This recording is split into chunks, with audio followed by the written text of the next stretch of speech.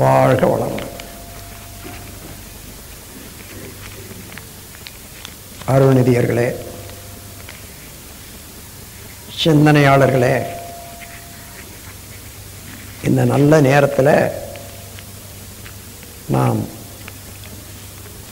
உலக மக்களுடைய ஆன்மீக உயர்வுக்காக பாடுபட்ட மகான்கள், தத்துவ ஞானிகள், சித்தர்கள்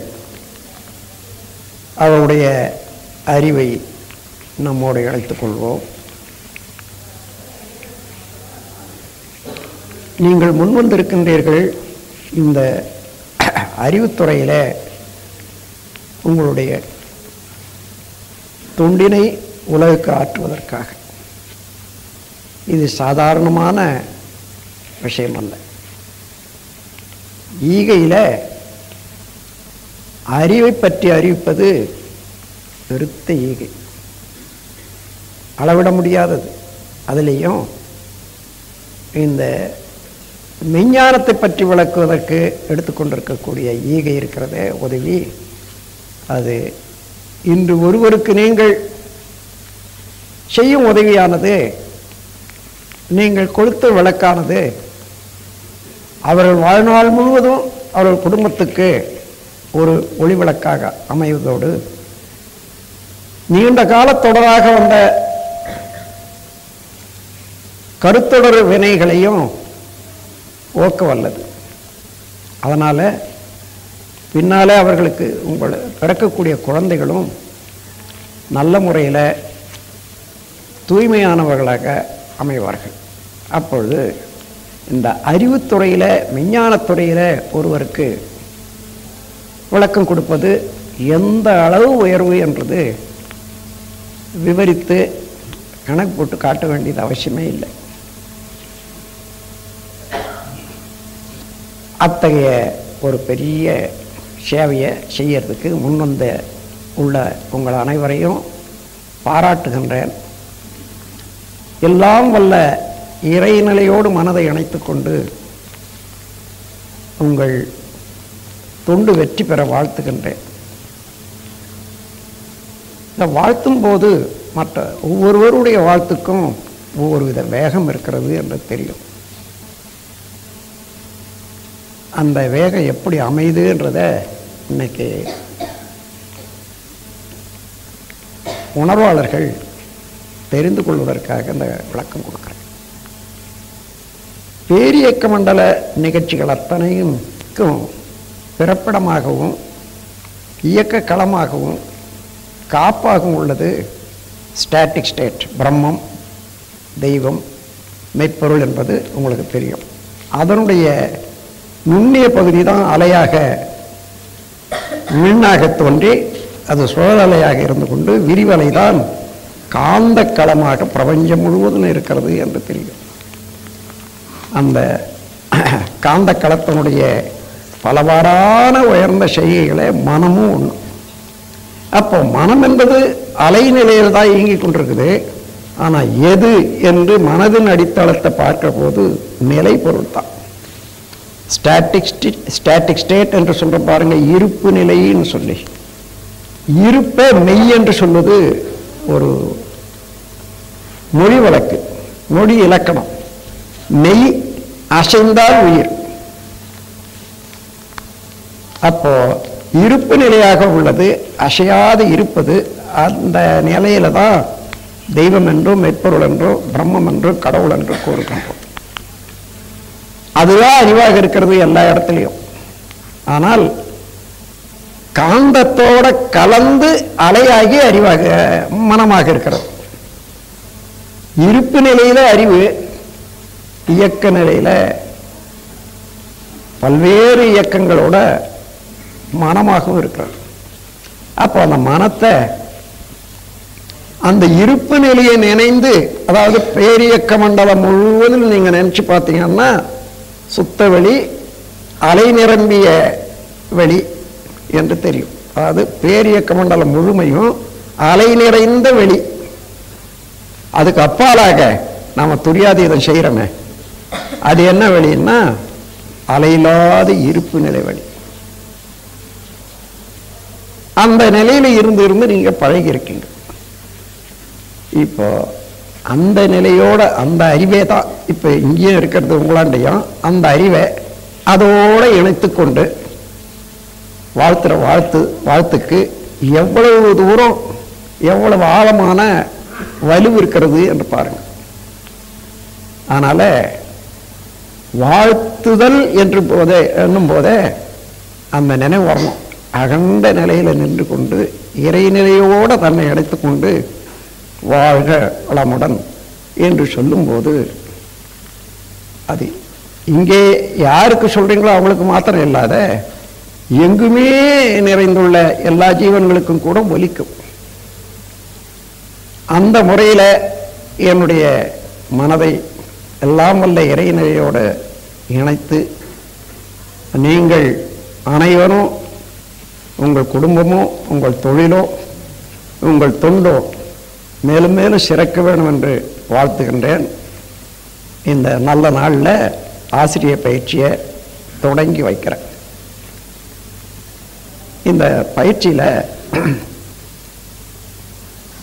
2 வகையில் எனக்கு ஓய்வு வேணும் என்றது ஒன்று இருக்குது, அவசியமாகிடுது. இப்போ வெளியிலெல்லாம் அதிகமான வேலை இருந்ததுனால. 2வது, இந்த ஆசிரியர்களில் பேராசிரியர்கள் சிலர் இருக்காங்களே இல்லையோ, உங்களுக்கு தெரியும். இப்போ ஒரு 30 பேருக்கு கிட்டத்தட்ட இருக்காங்க. அவங்களெல்லாம் அவங்களே ஆசிரியர் பயிற்சி நடத்தக்கூடிய திறமையை அடையணும்.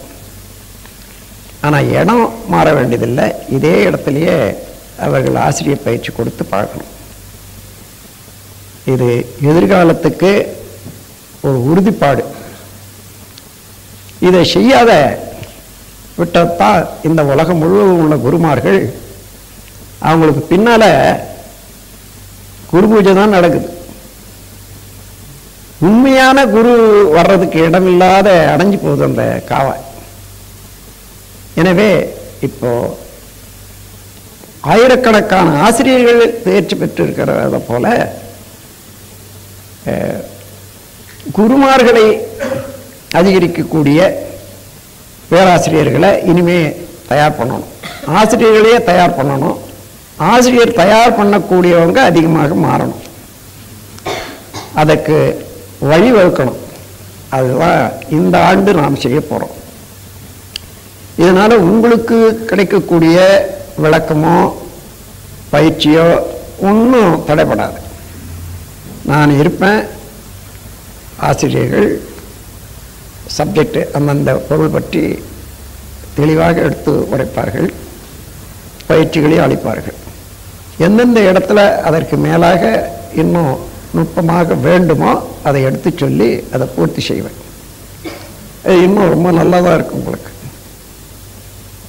இத்தகைய ஒரு பெரிய தத்துவம் உலகத்தில் பரவுறது எவ்வளோ அவசியம் என்பது ஓரளவில் தெரிஞ்சிருந்தாலும், காந்த தத்துவத்தில் ஒரு கவி கொடுத்திருக்கார்.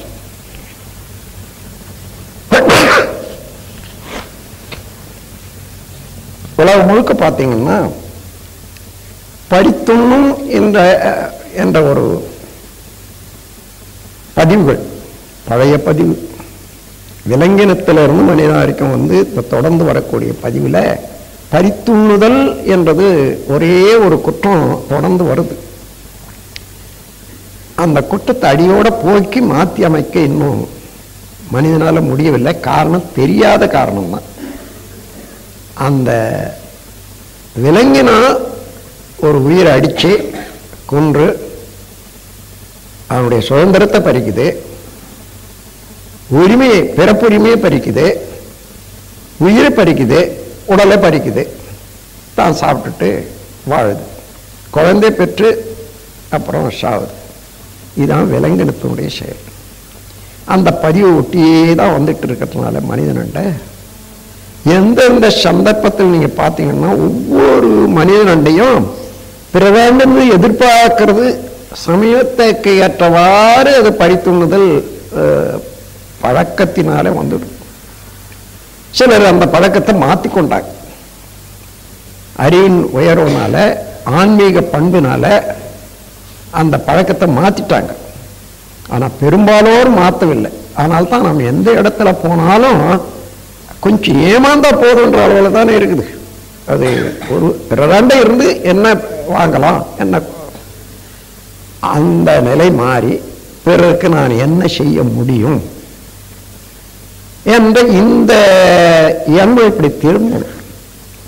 பிறருக்கு என்ன செய்ய முடியும் என்று திருப்பிட்டான்னு வச்சுக்க மனிதன் உலகத்தில் தொல்லையே இல்லை, தொந்தரவே இல்லை,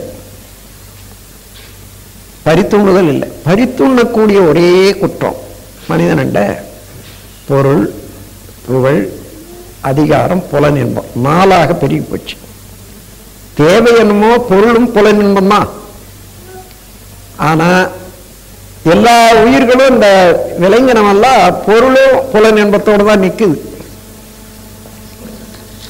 மனிதனண்ட என்ன ஒரு குணம்னா அதிகாரத்தினாலையும் புகழ்னாலையும் இந்த பொருளும் புலனின்பமும் ஈஸியா எவ்வளவு வேணும்னாலும் கிடைக்குது.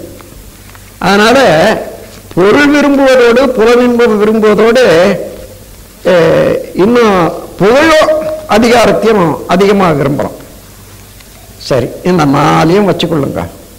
யாருக்கு எவ்வளவு கிடைச்சாலும் நிக்குமா மனம் போதும்ட்டு எங்கேயாலும் போதும் சொல்லுமா. பொருள், புகழ், அதிகாரம், புலனின்பம். அம்மா அந்த கவி சொல்லுமா. பொருள், புகழ், அதிகாரம் எல்லாருக்கும் தெரியும். காந்த தத்துவத்தில் இருக்குது. ஒரு வாரம் நினைவுபடுத்துறேன். புகழ், செல்வாக்கு, புலனின்பம் 4 புகுந்தெழுந்தி மனித மனம் புண்ணாய் வருந்துவோர்கள் இருள் நீங்கி இன்பமுற என் விளக்கம் கூறுவேன். இறைநிலையே எங்கும் எதிலும் இருப்பாய் அமர்ந்தாற்றிடும் அருள் நடன காட்சியினை அகத்துணர்வாய் கொள்ளுவீர். அப்போதும் எப்போதும் அறிவு விரிவாகியே மருள் நிலையில் ஏற்ற ஆசை மற்றும் பழிச்செயல் பதிவெல்லாம் மாறிவிடும் மெய்ஞானம் மலரும் உள்ளொளி என. இது இந்த மாற்றம் உண்டாகணும்னு சொன்னா இறைநிலை உணரணும். அதாவது எந்த ஒன்று அறிந்திடில், அதை சொல்லுமா அடுத்தது, எந்த ஒன்று அறிந்திடில், எந்த ஒன்று அறிந்திடில் இறைவன் முதல் உயிர் வரை, எந்த ஒன்று அறிந்திடில் இறைவன் முதல் உயிர் வரை எல்லாவற்றையும் உணர்த்துமோ அப்பொருளே காந்தமாம். முந்தையோர்கள் அகதவத்தால் முற்றுணர்ந்த போதிலும் மொழிவதற்கு ஊமையின்றி முட்டி மோதி நின்றனர். இந்த நாள் விஞ்ஞானமோ ஏற்றம் பெற்றதாலதை இயங்கிடும் மின்சாரத்தின் மூலம் எல்லோருக்கும் உணர்த்தலாம். அந்தமாம் மெய் ஞானத்தோடு அணுவிஞ்ஞானம் இரண்டையும் அறிந்து உய்ய பாலம் போன்ற ஆக்க ஞானம் காந்தமே. அந்த எந்த ஒன்று அறிந்தால் எல்லாவற்றையும் அறிய முடியுமோ அது காந்த சக்தி. ஏன்னா அந்த காந்தம் என்ற இடத்துல சக்தி சிவம், சிவம் என்பது பூர்ணமான மெய்ப்பொருள் இருப்பு நிலை, சக்தி என்பது அதிலே இருந்து தோன்றி எல்லை கட்டி இயங்கக்கூடிய அலைநிலை. இப்ப அலையும் நிலையும் இதுதான் காந்தம். இந்த ரெண்டை பற்றி சரியா தெரிந்து கொண்டா அதுவே தான் நானாக இருக்கிறேன், அதுதான் எல்லாமாக இருக்கிறது என்ற தெளிவு வந்துட்டுதுன்னா எதை பற்றியும் சந்தேகமே எழ முடியாது. அதோட அந்த மனவிரிவில் மனிதன் வந்துட்டான்னா இன்னொரு விளையாண்டு இருந்து எப்படி பெறணுன்றதை விட்டுட்டு யாருக்கு என்னென்ன செய்ய முடியும் என்பதாக மனம் மாறும். அந்த மாற்றத்தை இந்த உலகத்துக்கு அளிக்கக்கூடியது அருள் துறைதான், மெஞ்ஞானம் தான். இந்த விஞ்ஞானத்தை பரப்புவதற்கு எடுத்துக்கொண்ட உலக சமுதாய சேவா சங்கத்தினுடைய முயற்சியில எல்லோரும் நீங்க ஒன்றுபட்டு இங்கே திரண்டு அளிக்கும் காட்சி மனதுக்கு மகிழ்ச்சி ஊட்டுகிறது, நிறைவு தருகிறது. இந்த 80 ஆண்டு காலமாக வாழ்ந்து என்னுடைய செயல்கள் தொண்டு ஓரளவு வெற்றி பெற்று வருகின்றது. இந்த உலகுக்கு பயனளிக்கக்கூடிய முறையில் என்ற ஒரு நிறைவை பார்க்கும்போது உங்களுக்கு தெரியும் அது எவ்வளோ பூரிப்பாக இருக்குங்க. அந்த பூரிப்பில் இருந்து நீங்கள் அனைவரும் உடல் நலம், நீளாயுள், நிறை செல்வம், உயர்ப்புகள், மெஞ்ஞான இவற்றில் ஓங்கி சிறப்பாக வாழ வேண்டும். இந்த பயிற்சி உங்களுக்கு நல்ல முறையில் அறிவில் ஊடுருவி செயலில் ஊடுருவி நிறைந்து ஒரு பெரிய மாற்றத்தை உங்கள் வாழ்க்கையில் ஏற்படுத்தி அந்த மாற்றம் பிறருக்கு சேவை செய்ய வேண்டும் என்ற ஒரே எண்ணம் வச்சு பிறருக்கு சேவை செய்யும் வேண்டும் என்ற எண்ணம் வந்துவிட்டாலே என்ன தேவையோ அதெல்லாம் வந்துகிட்டே இருக்கும். காரணம் என்னன்னா, இங்க மனமாக இருக்கக்கூடிய காந்த சக்தி தான் வெளியில வான் காந்தமா இருக்குது. அங்க இருப்பு நிலை, இங்க தேவை நிலை. Fraction demands, totality supplies. நீங்க என்ன எடுத்து கொடுத்தாலும் அது மறுபடியும் அதை நிரப்பிக்கொள்ளும். இறைவனுடைய கருணையில அது பூர்த்தி ஆகிக்கொண்டே இருக்கும். அதனால பிறருக்கு உதவி செய்யணும் என்ற ஒரு எண்ணத்தை வைத்துக்கொண்டு நீங்கள் யோசித்தீங்கன்னா சரி, அதுக்குரிய நினைவு வரும், அருட்சக்தி உதயமாகும், சூழ்நிலை வரும். இதில் ரிட்டையர்மெண்ட்டே தேவையில்லை. எந்த உத்தியோகத்திலேயாலும் ஒரு காலம் வரைக்கும் இருந்த பிறகு பென்ஷன் எடுக்கணும்னு இருக்கும். இங்கே பென்ஷனும் கிடையாது, ரிட்டையர்மெண்ட்டும் கிடையாது. கடைசி காலம் வரையில் ஒரு 4 பேருக்கு நல்லவர்களாகவே பேசிக்கொண்டே நம்முடைய முடிவுக்கு வந்துவிடலாம். இத்தகைய உயர்ந்த ஒரு துண்டினை ஏற்க முன் வந்த உங்களை பாராட்டி வாழ்த்தி, இப்போ அருள்மிகு டாக்டர் அனந்தநாராயணன் அவர்களை இன்றைய உரையை எடுத்து, அதாவது பர்பஸ், ஆசிரியர் பயிற்சியினுடைய நோக்கம் என்பதை பற்றி அவங்க பேசுவாங்க. அதன் பிறகு 2 அன்பர்கள் கொஞ்சம் நேரம் தான் பேசுவாங்க. அதோட இன்னைக்கு முடிச்சுடலாம். வாழ்க வளம்ன்றது உங்களுக்கு தெரியாது. நான் எல்லா இடத்துலையும் போகிறதுனால, கல்கத்தாவில் போனாலும் சரி, டெல்லியில் போனாலும் சரி, டெல்லி இங்கே நமக்கு கிடைக்கல, மெட்ராஸில் கிடைக்கல இந்த மாதிரி மல்லிகை இவ்வளவு இதெல்லாம். ஏன்னா கல்கத்தாவுக்கும் டெல்லிக்கும் விமானத்தில் போயிடுது. அங்கே ஒரு குறிப்பிட்ட நேரத்தில் அந்த விமானத்தில் வந்து அதை வாங்கிறதுக்கு காத்துட்டு இருக்காங்க பாருங்க. அவ்வளோ மதிப்பாக போகுது அந்த மல்லிகை போட்டும். அதாவது மதுரை மல்லிகைன்னு ஐயா அவர்கள் இந்த மாலையை உங்கள் சார்பில் போட்டிருக்காரு. நீங்களே எல்லாரும் முகம்தான் நல்லது, எங்கேருந்து இங்கே வரப்போகுது வாசனை வந்த வரைக்கும் பார்த்துங்க.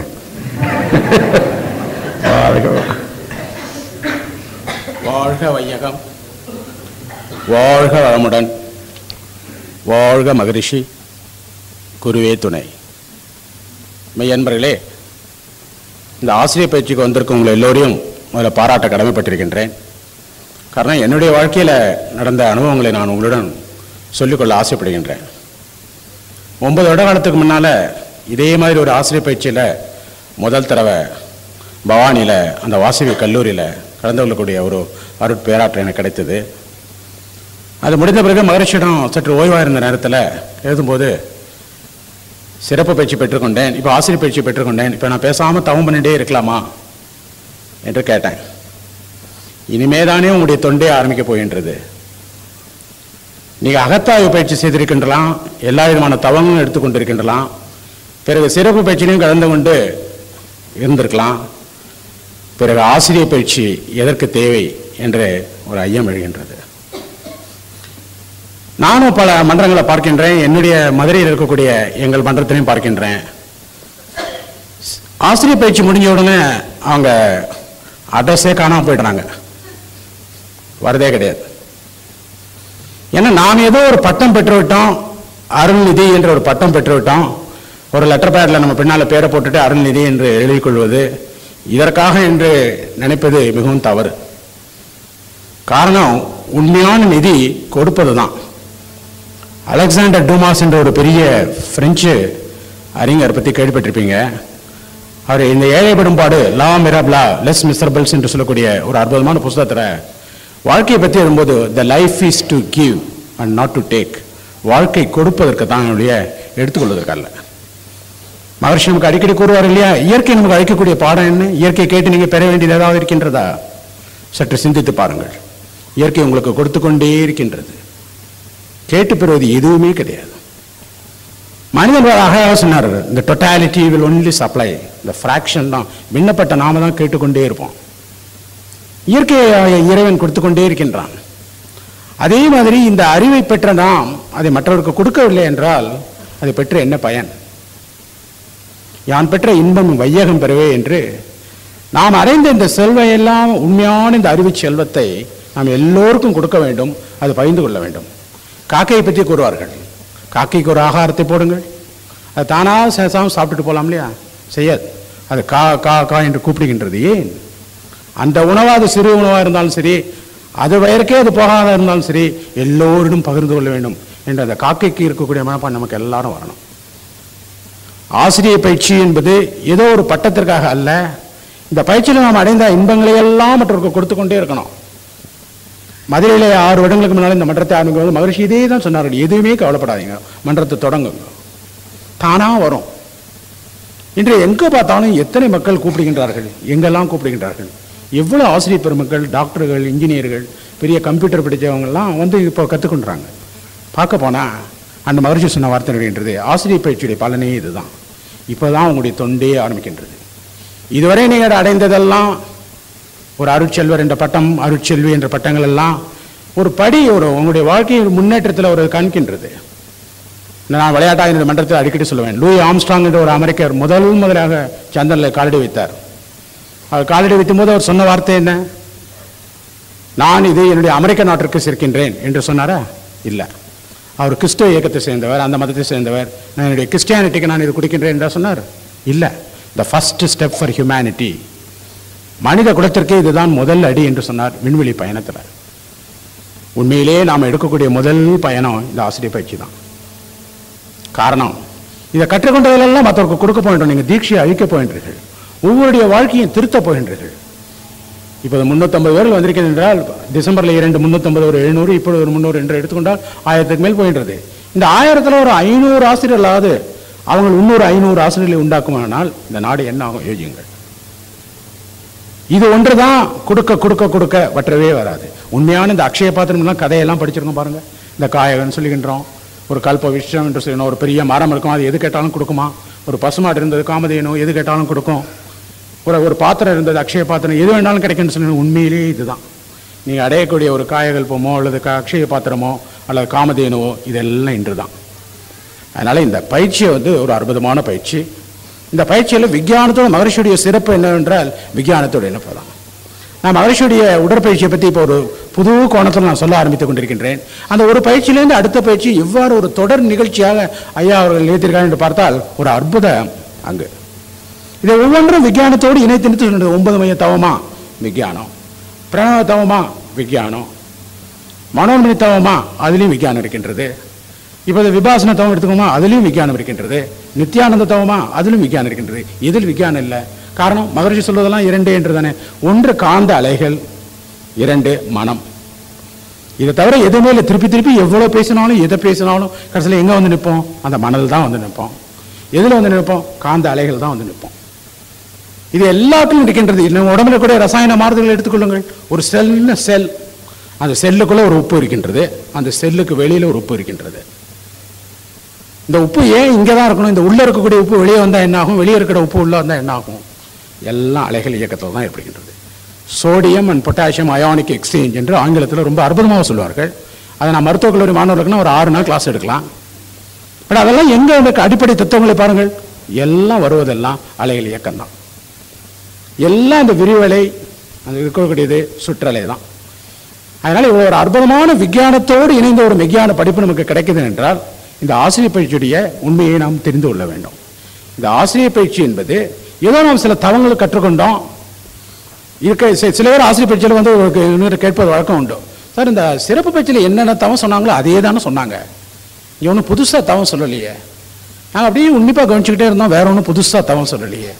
அது புதிதாக தவம் சொல்வதற்காகவோ அல்லது உங்களுக்கு தெரியாத சொல்வதற்காகவோ இல்லை. அகத்தாய் என்பது அந்த ஒரு நிலையில் நீங்கள் இருந்து கொண்டிருக்கின்றீர்கள். அந்த தவத்தில் 3 கட்டத்தை அடைந்து விட்டீர்கள், துரியாதீத தவம் பெற்று விட்டீர்கள், அந்த அகத்தாய்வு செய்து கொண்டிருக்கின்றீர்கள். பிறகு அந்த சிறப்பு பயிற்சிக்கும் போது சில சிறப்பு தவங்கள் கொடுக்கின்றோம். அதில் உங்களுக்கு ஒரு ஜீவகாந்த பெருக்கத்தை பற்றி சில பயிற்சிகள்லாம் கொடுத்து கொண்டிருக்கின்றோம். இது போராது. இது மற்றவர்களுக்கெல்லாம் நீங்கள் வழங்க வேண்டும் அல்லவா? அதற்குத்தான் இந்த ஆசிரியர் பயிற்சி. அதனால் இந்த ஆசிரியர் பயிற்சியுடைய உண்மையான கருத்து, நாம் பெற்ற இன்பம் வையகம் பெறவே என்று எல்லோருக்கும் நாம் கொடுக்க வேண்டும் என்று கூறி இந்த வாய்ப்பளித்ததற்காக நன்றி கூறி மறுபடியும் நாம் நாளை சந்திப்போம். வாழ்க வையகம், வாழ்க வளமுடன், வாழ்க மகரிஷி. உலகநாதன்.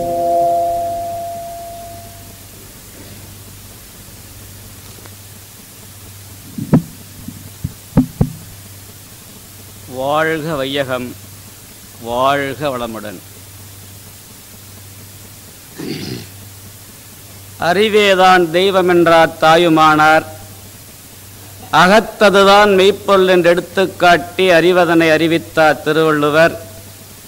அவ்வறிவை அறிவதற்கு முறைய சொன்னார் அறிஞர் திருமூலர். அவ்வறிவில் ஆழ்ந்து ஆனந்த கவியாத்தார் ராமலிங்கர். அறிவில் அறிவாய் நிலைத்தோர், அறம் வகுத்தோர், அதன் வழி வாழ்ந்து காட்டினோர் நினைவு கூர்வோம். அறிவில் அறிவாய் நிலைத்து அதன் வழி வாழ்ந்து காட்டி வருகின்ற அருள் தந்தை வேதாத்ரி மகரிஷி அவர்களை இங்கு குழுமியுள்ள நாம் அனைவரும் மனம் மொழி மெய்களினால் வணங்குவோம், வாழ்த்துவோம்.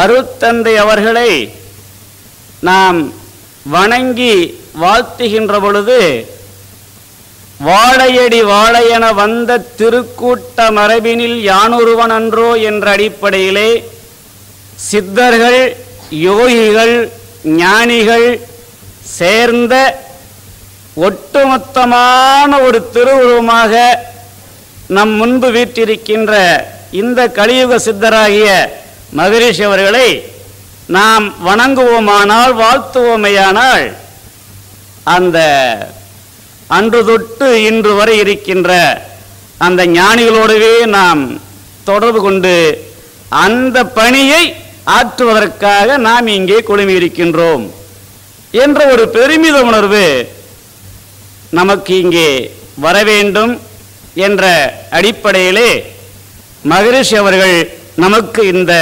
நல்லதொரு வாய்ப்பை, குரு பாரம்பரியத்தை, குருவுக்கு பின்பு பூஜை புனஸ்காரம் என்ற தன்மையை மாற்றி நான் என்ன செய்கின்றேனோ அதை செய்கின்ற அந்த கண்கொள்ளா காட்சியை கண்டு கண்டு அவர்கள் ஆனந்திக்கின்ற ஒவ்வொரு செல்லும் ஒவ்வொரு அணுத்துகளும் அந்த பேரின்பத்திலேயே அவர் இங்கு இப்பொழுது வீற்றிருக்கிறார் என்று சொன்னால் அது மிகையாகாது. அந்த அடிப்படையிலே அமெரிக்காவிலே யக்காவேலி என்ற அந்த வன ஆசிரமத்திலே ஏற்றிய அந்த காந்த தத்துவ பாடல்கள் 12ஐயும் இங்கு குழுமியுள்ள ஆசிரிய பெருமக்களாகிய நீங்கள் அருள் ஆசிரியர்கள், ஞான ஆசிரியர்கள் என்று கூறுகின்ற அடிப்படையிலே நீங்கள் அத்துணை பேரும் அந்த 12 பாடல்களையும் மனப்பாடம் செய்துவிட வேண்டும்.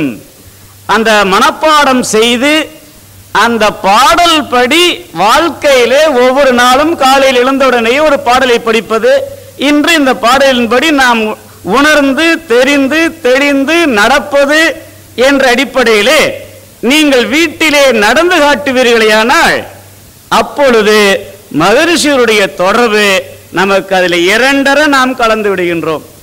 முதல் பாடலிலே இன்ப ஊற்றென நிறைந்த இறைவா எனும் போதிலே ஏற்படுமோர் இன்பம் அதை எவ்வாறு சொல்வேன்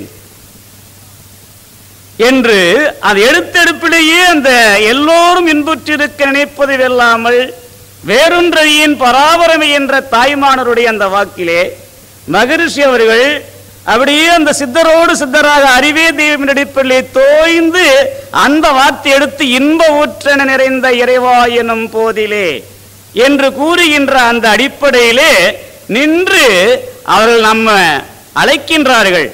ஆன்மீக அறிவு பெற 2வது பாடலிலே ஆர்வமோடு என்னறிவில் அன்போடு இணைந்து கொண்ட அறவோர்கள் நண்பர்கள், மேன்மையுள்ள அன்பர்களே, உங்கள் வாழ்வு என்றுமே மிகச்சிறந்து வளமடைந்து ஓங்க வாழ்த்தி மகிழ்கின்றேன். நீ எழுந்தவுடனேயே அப்படியே இந்த பாடலை அப்படி சொல்லுகின்ற பொழுதே நம்முடைய உயிர்கலப்பிலை பெற்று தெளிவு குருவின் திருமேனி காண்டல், தெளிவு குருவின் திருநாமம் செப்பல், தெளிவு குரு குரு சிந்தித்தல் என்ற அடிப்படையிலே எப்பொருளை, எச்செயலை, எக்குணத்தை, எவ்வுயிரை எவரொருவர் அடிக்கடி நினைந்தால் அப்பொருளின் தன்மையதாய் அறிவினிலும் உடலினிலும் மாற்றம் காணும் இப்பெருமை இயல்பூக்க நெய்தியாகும் தப்பாது குரு உயர்வு மதிப்போர் தம்மை தரத்தில் உயர்த்தி பிறவி பயனை நல்கும். அப்படிப்பட்ட பிறவி பயன் நாம் நிறைவேற வேண்டும் என்று சொன்னால் ஞானாசிரிய பெருமக்களாகிய நாம் மகரிஷி அவருடைய படத்தை காலையில் எழுந்தவுடனேயே ஒரு மேஜை மீது வைத்து 3 அடிக்கு அப்பால் உட்கார்ந்து வலது கண்ணை உற்று நோக்குவது, கண்களை மூடுவது, பார்ப்பது, மறுபடியும் மூடுவது, எப்படி என்று நீங்கள் அந்த பார்த்து முடித்த பின்பு அந்த நாள் முழுவதும் நீங்கள் சிந்தித்து பாருங்கள், நினைந்து பாருங்கள்.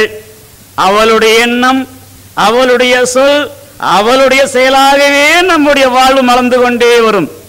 அப்படிப்பட்ட நிலையிலே நாம் உயர்ந்து கடைபிடிப்பதற்கு என்ற ஒரு மையம் என்று சொன்னால் குரு என்பவர் 1974ஆம் ஆண்டிலே சிதம்பரத்திலே ஆசிரியர் பயிற்சியாளர் நடத்துகின்ற பொழுது சொன்ன அந்த ஒரு வார்த்தை என்னுடைய நாவிலே இன்னும் ஒலித்துக் கொண்டே இருக்கின்றன. ஆக்கப்படுபவர் அல்ல, குரு என்பவர் ஆகப்படுபவர். யாரும் நாங்கள் உங்களை ஆக்க முடியாது, நீங்களே ஆக வேண்டியது என்று சொன்னார்கள் அவர்கள். அந்த வார்த்தையை உங்களுக்கு நான் நினைவுபடுத்துவதிலே மகிழ்ச்சி அடைகின்றேன். நினைந்து பாருங்கள். வைகரையிலே துயில் எழுந்தவுடனேயே வீட்டில் இருக்கின்ற மனைவி, மக்கள், பெற்றெடுத்த தெய்வ சொரூபங்கள் அவர்களை பாரதியாருடைய பாடலுக்கு ஏற்ப நண்பனாய், மந்திரியாய், நல்லாசிரியனமாய், பண்பிலே தெய்வமாய், பார்வையிலே சேவகனாய், எங்கிருந்தோ வந்தான், இடைச்சாதி நான் என்றான், இங்கு இவனை யான் பெறவே என்ன தவம் செய்து விட்டேன். மாத்தி போட்டுக்கலாம். இங்கு இவளை யான் பெறவே என்ன தவம் செய்து விட்டேன். மீண்டும் அந்த பாடலை நீங்கள் பார்க்கின்ற பொழுதெல்லாம் பார்க்குமிடம் எங்கனும் நீக்கமர நிறைந்திருக்கின்ற பரிபூர்ணமாக மனைவியை காணுங்கள், மக்களை காணுங்கள், உங்களுடைய பெற்றெடுத்த தெய்வ சொரூபங்களை காணுங்கள், அங்கே நீங்கள் வாழ்ந்து காட்டுங்கள். அப்படி வாழ்ந்து காட்டுகின்ற பொழுதுதான் நீங்கள் உங்களுடைய நிலையிலே உயர்வடைகிறீர்கள். உயர்வு அடைகின்ற பொழுது நீங்கள் மன்றத்திற்கு எங்களுடைய மதிப்பிற்குரிய அண்ணாவாக விளங்குகின்ற மருத்துவ மேதையாக விளங்குகின்ற ஐயாவுக்கு கூறிய அந்த வேண்டுகோள் படி நீங்க இந்த பயிற்சியை வீட்டிலே செய்கின்ற பொழுது, உயர்கின்ற பொழுது, மன்றத்திற்கு காலெடுத்து வைத்த அந்த வினாடியே வருகின்ற பெருமக்கள் உங்களை குருவாக மதிப்பார்கள். அங்க குரு மதிப்பு என்று உங்களுக்கு வேண்டும் என்று சொன்னால் இல்லத்திலே இந்த பாடலை மனைவியை பார்க்கின்ற பொழுதும், மக்களை பார்க்கின்ற பொழுதும், உடன் பிறந்தாரை பார்க்கின்ற பொழுதும் வெறும் வாயால் வாழ்த்துவதல்ல. இவர் எனக்கு நண்பர், இவர் எனக்கு மந்திரி, இவர் எனக்கு நல்லாசிரியர், இவர் எனக்கு பண்பிலே தெய்வம், இவர் எனக்கு பார்வையிலே சேவகன்.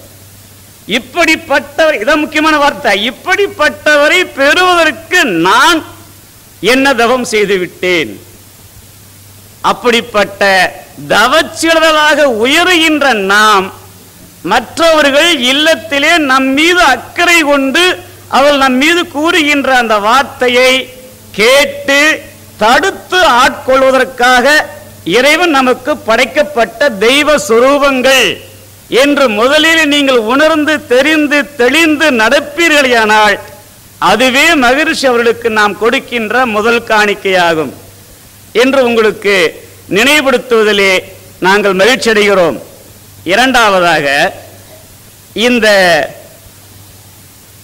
பயிற்சி பெற்ற நீங்கள் உச்சியிலே பயிற்சி பெற்ற போது தவச்செல்வர்,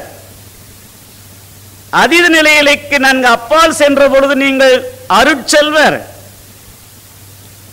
இங்கே பட்டம் பெறுகின்ற ஆற்றல் அருள் நிதி. ஒரு பெரிய தண்டவாள பெட்டி அதில் நோட்டுகள் கத்தை கத்தையாக அடுக்கி வைக்கப்பட்டிருக்கின்றன. தம்பி, எனக்கு வயதாகிவிட்டது, இதோ கொத்து சாவி கையிலே பிடி, இவற்றை நீ அனுபவித்துக்கொள் என்று மகரிஷி அவர்கள் நமக்கு இப்பொழுது கொடுக்க இருக்கின்றார்கள். நாம் அந்த சாவியை வாங்கி என்ன செய்வது? அப்படியே பெட்டியை பத்திரமாக பாதுகாத்துக் கொள்வதா என்ற சிந்தனையை உங்களுக்கு விடுத்து, அந்த பொருள்களை எடுத்து முதலிலே நீங்கள் அனுபவியுங்கள். பிறருக்கு அனுபவித்ததை, அறிந்ததை, உணர்ந்ததை உணர்ந்தவாறு அவர்களுக்கு நீங்கள் கொடுப்பதற்கு உங்களை தயாராக்கிக் கொள்ளுங்கள் என்று குறிப்பிட்டு ஒரு வார்த்தை மகரிஷி உங்களை நம்பி வருகின்ற அந்த பெருமக்களுக்கு, இந்த ஜீவன் கடைத்தேறுவதற்கு இன்று நான் கருவியாக இருக்கின்றேன். ஒருவரை அப்படி தட்டி எழுப்பி மேலே கொண்டு வரும் பொழுது அவர் சொன்ன ஒரு வார்த்தையை நினைவுபடுத்தி நான் நிறைவு செய்கின்றேன். இந்த ஜீவன் கடைத்தேறுவதற்கு நான் ஒரு கருவியாக இருக்கின்றேன் என்ற உணர்வோடு இந்த அருள் நிதிகளாக உயர்கின்ற நீங்கள் இந்த எண்ணத்திலே மனதிலே பதிய வைத்து நின்று நிலைத்து தெய்வம், உயிர், ஜீவகாந்தம், திருநடனம், மறைபொருள் தெரியாமலே உலகம் திகைத்து சிக்கல் ஏற்றது. இங்கு குழுமியுள்ள நாம் ஐயமின்றி அனைவரும் இவ்வரும்பொருள் விளங்கிக் கொண்டோம். இந்த ஐயமின்றி அரும்பொருள் விளங்கிக் கொண்ட நாம் உய்யவோர் சிறந்த வழி உயர்ந்த காந்த தத்துவம், உண்மை, தெய்வம், உயிர், அறிவு உணர்த்திவிட்டது இந்த நாள். இனி நாம் செய்யவுள்ள கடமை என்ன? செய்ய உள்ள கடமையோ இச்சீரறிவு உலகெல்லாம் சிறப்புடனே பரவ ஏற்ற சீரிய தொண்டாற்ற புறப்படுவோம், வெல்வோம், வாழ்வோம், வாழும் முறையறிந்து வாழ்வோம், வாழத் தெரியாதோருக்கு வழிகாட்டிகளாக விளங்குவோம் என்று கூறி நிறைவு செய்கிறேன். நன்றி, வணக்கம், வாழ்க வளமுடன்.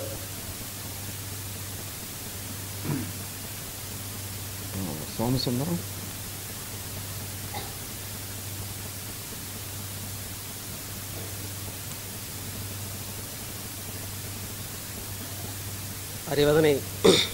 அறிவதனை திருவாக உணர்த்திய ஞான ஆசானின் திருவடிகளை வணங்கி, தயமிசால் ஆன்மநேய பெரியோர்களே, உன்னதமான வாழ்க்கையினுடைய நோக்கத்தை இறை உணர்வாக கொள்ளுகின்ற பெருநெறியை பிடித்தொழுகி தவச்செல்வர்களாக நிலை நின்று நாம் பெற்ற மன ஆற்றலின் மூலமாக மனம் ஒன்றி இறை உணர்வு பெற்ற சமநிலை நேர்நிலை உணர்வோடு அருட்செல்வர்களானோம், அருளுக்கு பாத்திரர்களானோம். அந்த அருள் ஆற்றலினாலே நம்முடைய வாழ்க்கையை தற்சோதனை மற்றும் குணநலப்பேறு பெற்ற நிறைவோடு நடத்த நமக்கு நல்ல வழிவகை அமைந்திருக்கிறது.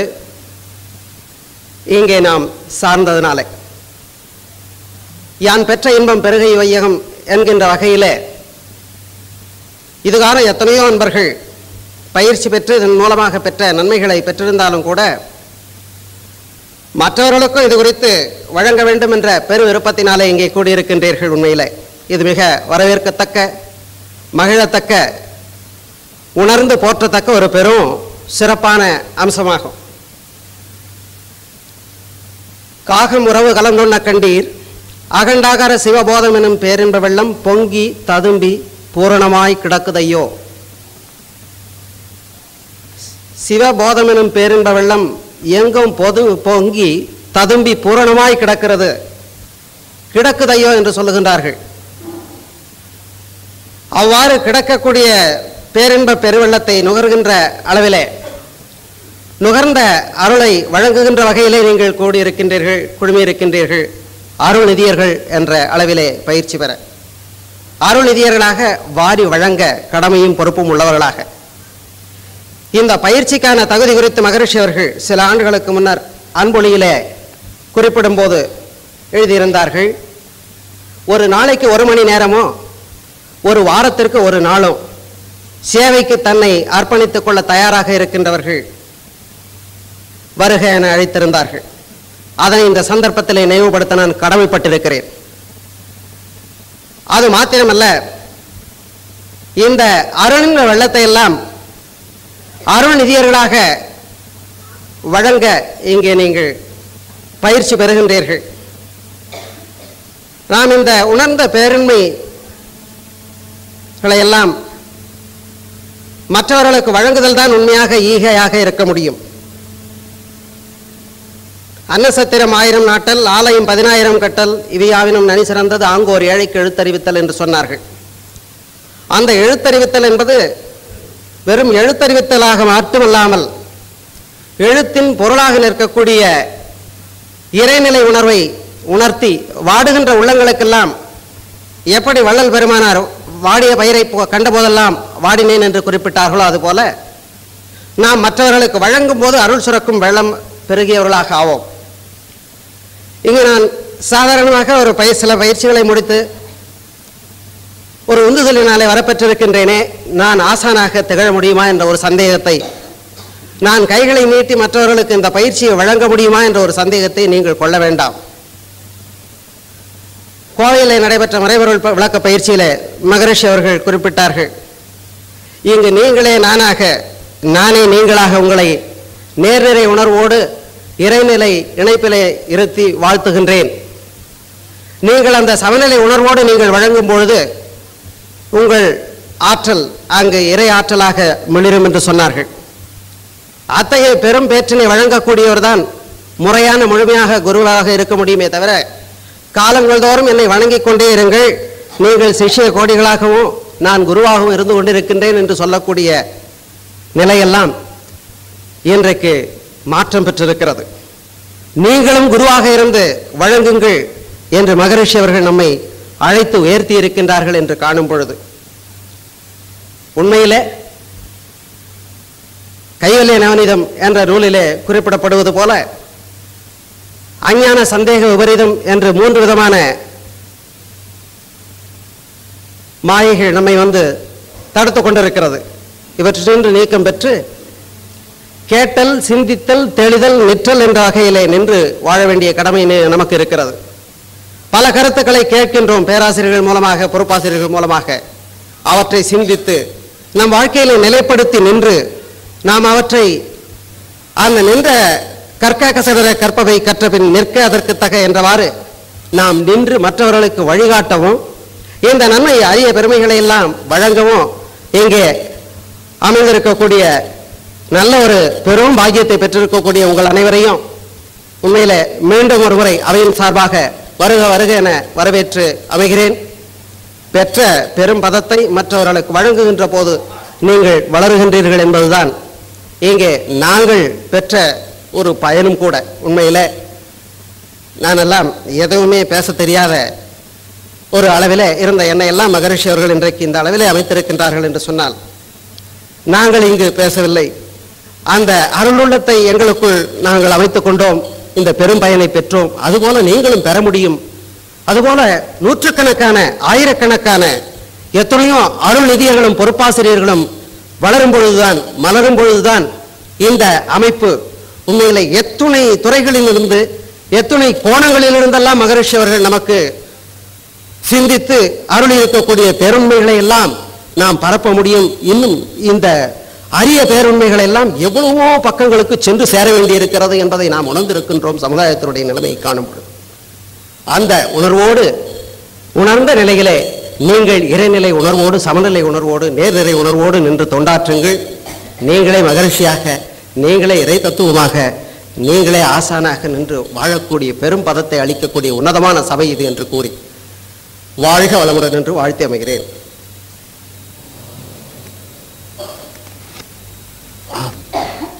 நண்பர்களே, இப்போது இதோடு நமது இந்திய செஷன் முடிவடைகிறது. இந்த இடத்துல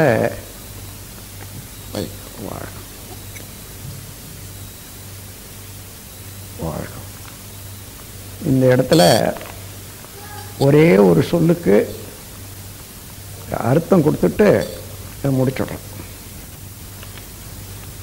காந்த தத்துவத்தில் இன்ப ஊற்று என நிறைந்த இறைவாய் எனும் போதிலே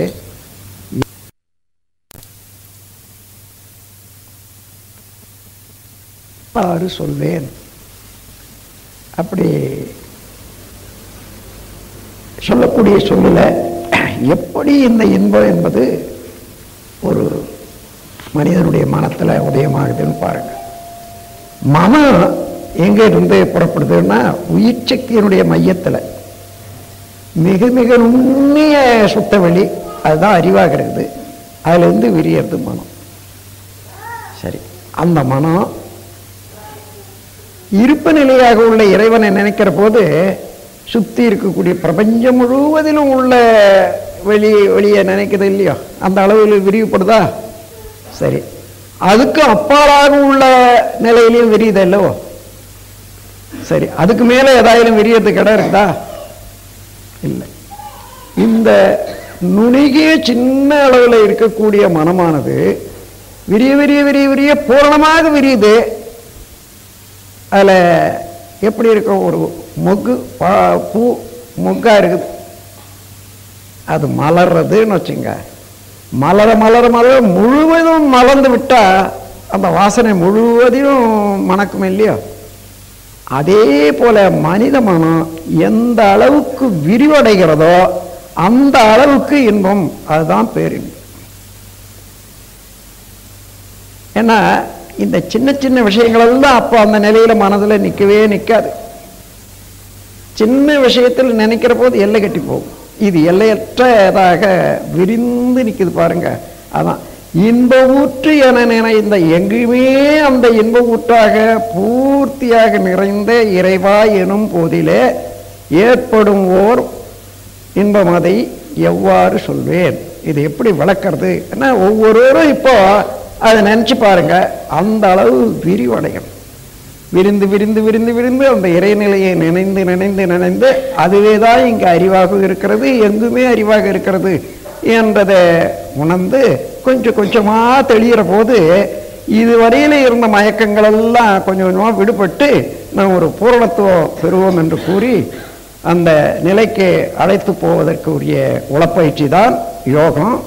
இந்த யோகத்தின் மூலமாகத்தான் மனம் தூய்மை அடையணும், உடல்ல உள்ள செயல்கள் தூய்மை அடையணும். செயல் தூய்மையை தான் அறம் என்று சொல்றோம், மன தூய்மையை தான் தவம் என்று சொல்றோம். இந்த தவமும் அறமும் இரண்டும் சேர்ந்து தான் மனிதனை உயர்த்த முடியும், தூய்மை செய்ய முடியும். அந்த ஒரு பெரும் பேற்றினை எல்லாருக்கும் வழங்குவதற்கு நீங்கள் எல்லாரும் தயாராக வந்திருக்கக்கூடிய இந்த நாளில் உங்களை வாழ்த்துக்கிறேன். இன்றையோட இந்த அறிவு கோயில் திறந்து ஒரு வருஷம் பூர்த்தியாகும். நாளைக்கு 2வது ஆண்டு தொடக்கம். ஆகவே காலையில் எல்லாரும் காப்பு அணிந்து கொண்ட உடனே சிறிது நேரம் தவம் செய்கிற போது அறிவு கோயிலையும் நினச்சி வாழ்த்தி அதுக்கப்புறம் நம்முடைய பயிற்சி தொடங்கும். இங்கே எனக்கு ரொம்ப வாசனை இருக்குதுன்னு தான் அங்கே வச்சேன் கொஞ்சம் தூரமாக. வாழ்க வளமுடன், வாழ்க வளம். உலக வாழ்த்து பாடுங்க எல்லாரும். உடற்பயிற்சி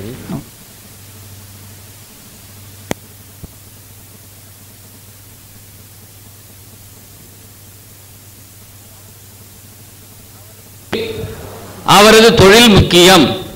தொழில் சிறப்பாக நடக்கவில்லையானால் அதற்கு காரணங்கள் என்னவாக இருக்கும்? அத்தொழில் அவருக்கு பொருந்தவில்லையா, அதாவது தொழில் மாற்றம் தேவையா? இதுதான் முதல் கேள்வி. இதுக்கு டாக்டர் ஐயா அவங்க விளக்கம் சொல்லுவாங்க.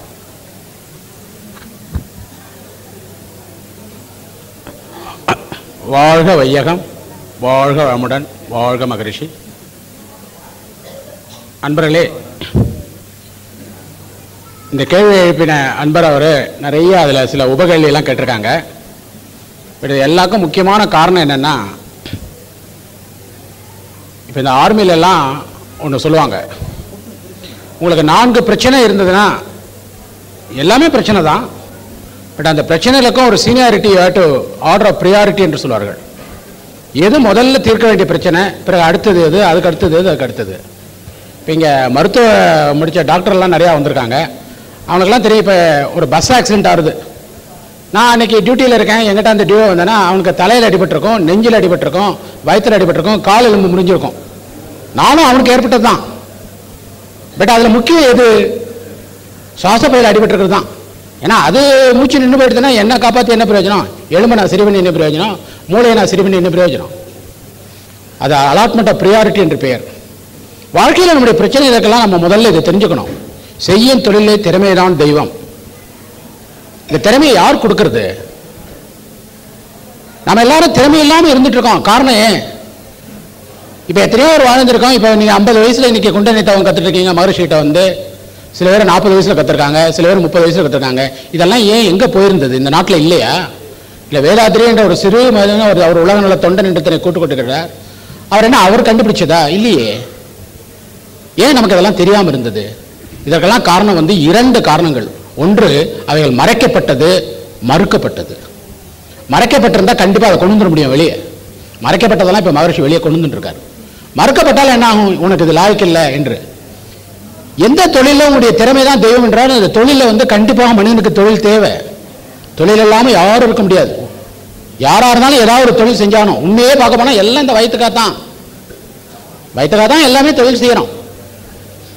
அப்ப அந்த தொழிலில் வந்து உங்களுக்கு ஒரு தோல்வியை அடையும் பொழுது இந்த தோல்வி ஏன் என்று ஆராயதில்லை. நீங்க என்ன செய்றீங்க? இதே தொழில பக்கத்து வீட்டுக்காரன் ஆரம்பிச்சான், அவன் நல்லா இருக்கான் சொல்லிட்டு ஒரு பொறாமையை உண்டாக்கி கொண்டுகிட்டு இருக்கிறார். இந்த மாதிரி நம்ம மனதை எங்கேயோ கொண்டு செலுத்தி கொண்டிருக்கின்ற வழிய மனதை ஆராய்ச்சி செய்து தன் முனைப்பெல்லாம் நீக்கிவிட்டு உள்ளே சென்று பார்க்க வேண்டும், தன்னை உணர வேண்டும். அதை உணர வேண்டியதுக்கு உங்ககிட்ட இருக்கக்கூடிய கருவியெல்லாம் ஒரு மனம்தான். நீங்க எங்க போனாலும் திருப்பி திருப்பி சொன்னாலும் இதுதான் சொல்ல முடியும். உங்களுடைய எண்ணங்கள் எங்க விளைகின்றது? மனதில் தான்.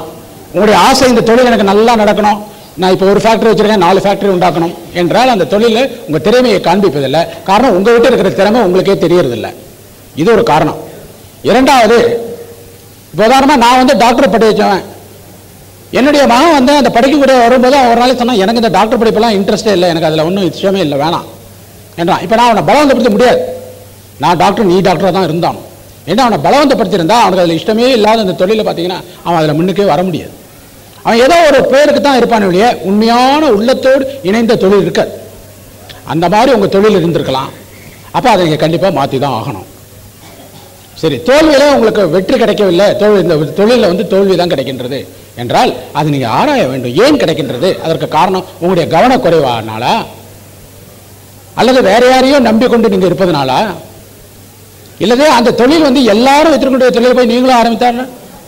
மதுரையில் எனக்கு மதிப்புக்கு தெரிந்து என்னுடைய நண்பர் ஒருத்தர் இருந்தார், ஒரு பெரிய ஜவுளி கடை வச்சிருந்தார். அவருடைய பையன் கெமிக்கல் இன்ஜினியரிங் படித்து வந்தார். கோயம்புத்தூர் பக்கத்தில் கொண்டு எங்கேயோ ஒரு நல்ல ஊரில் கொண்டு இந்த மாதிரி கோயம்புத்தூர் இந்த மாதிரி இண்டஸ்ட்ரி டெவலப்பாக இருக்கிற ஊர்லலாம் இண்டஸ்ட்ரி வைங்கன்னு சொன்னேன். கேட்காம கொண்டு போய் விருதுநகருக்கு பக்கத்தில் கொண்டு போய் ஒரு பாலிஷ் இண்டஸ்ட்ரி ஆரம்பித்தார். அதுக்கு அங்கே வியாபாரத்துக்கே வழி கிடையாது.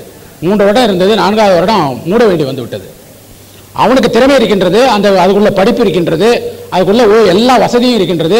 அப்பா நிறைய பணக்காரர் தொழில் வச்சு கொடுத்தார். பட் வச்ச இடம் தப்பு, எந்த பொருளை தருவாங்களோ அந்த பொருளும் தப்பு. நாட்டுக்கு எது தேவையோ அந்த இடத்துக்கு எது தேவையோ அந்த மாதிரி பொருளை உண்டாக்கணும். நீங்கள் நல்லா பார்க்கலாம், சாதாரணமாக பார்க்கலாம். பாருங்கள், எங்கேயாவது ஒரு பஸ் ஸ்டாண்டில் போய் ஒரு கடை வச்சானா, ஒரு பொட்டி கடை, இந்த டீ கடை வச்சானா ஒரு 10 பேர் டீ கடை வைப்பான். நீங்கள் பார்க்கலாம், அந்த 10 டீ கடையில் பாருங்கள், ஏதாவது ஒரு 2 தான் நிரந்தரமாக இருக்கும். அந்த 8 பேர் வைத்துக்கொண்டு போய்கொண்டு தான் இருப்பான். மூடிடுவான் கடையை. ஏன்? போட்டாப்பட்டி. அதனால் எந்த தொழிலாக இருந்தாலும் அந்த தொழில் ஏன் வெற்றி அடையவில்லை என்று சொல்லி ஆய்ந்து அதில் ஆராய வேண்டும். அதுக்கு ஆராய்வதற்கு உங்களுக்கு உதவுதான் இந்த தவம்.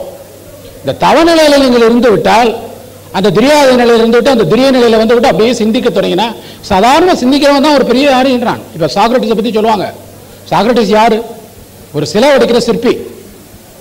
நீங்க சாக்ரட்டிஸை பற்றி உலகம் பூரா பேசக்கூடிய அளவுக்கு ஒரு கிரேக்க ஞானி, கிரேக்க தீர்க்கதரிசி என்றெல்லாம் சொல்லக்கூடிய அளவுக்கு அவன் மாறினானே. ஏன்? அவன் ஏன்னு கேட்டு சிலை எடுக்கும் சிற்பி ஒரு சிந்தனை சிற்பியாக மாறினான். சிந்தனை சிற்பியாக மாறுறதுக்கு உங்ககிட்ட ஆற்றல் இருக்கு. இந்த குண்டலினி மகாசக்தி என்பது உங்ககிட்ட இருக்கக்கூடிய ஆற்றல். இது யாரும் கொடுக்க வேண்டியதில்லை. உங்க அப்பா அம்மா கிட்ட உங்க வந்தது உங்களுடைய பிறப்பு உரிமை. It is a birthright for you. இந்த பிறப்பு உரிமையை நம்ம கொண்டுறோம்.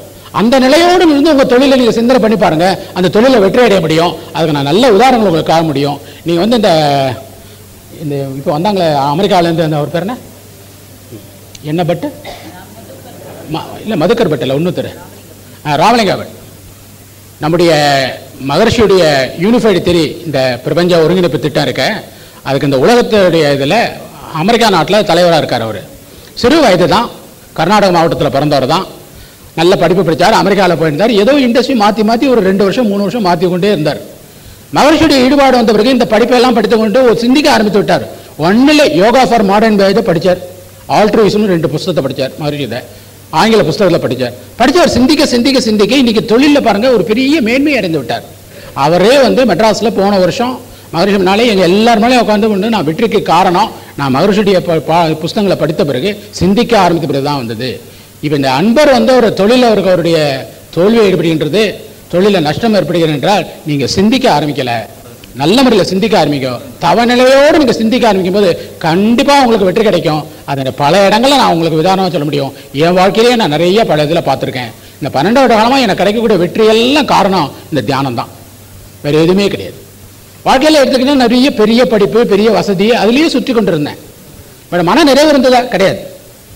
ஒரு 3 நாளுக்கு முன்னாலே நான் சிவகங்கையில் ஒரு 140 பேருக்கு காயகல்ப பயிற்சி கொடுக்கும் பொழுது எல்லாம் பெரிய அறிஞர் பெருமக்கள், காலேஜில் பெரிய பெருமக்கள் இருக்காங்க. பெரிய ஒரு LIC ஆஃபீஸர், அவர் ஒரு முஸ்லீம் ஜென்டில்மேன், அவருடைய சூஃபி மதம் தான் பெரிய உயர்ந்த மதம், அதை தவிர எதுவுமே கிடையாது என்று சொல்லக்கூடிய அளவுக்கு வந்துட்டு இருந்தார். அவர்கிட்ட இதெல்லாம் காயகல்பன்னு சொல்றீங்களே, இதெல்லாம் உண்மையா டாக்டர், அது உண்மையா பொய்யான்னு பார்க்கறது தான் வந்திருக்கேன் என்று சொன்னார். நீங்கள் கொஞ்ச நேரம் இருந்து கேட்டுட்டு போங்க என்றேன்.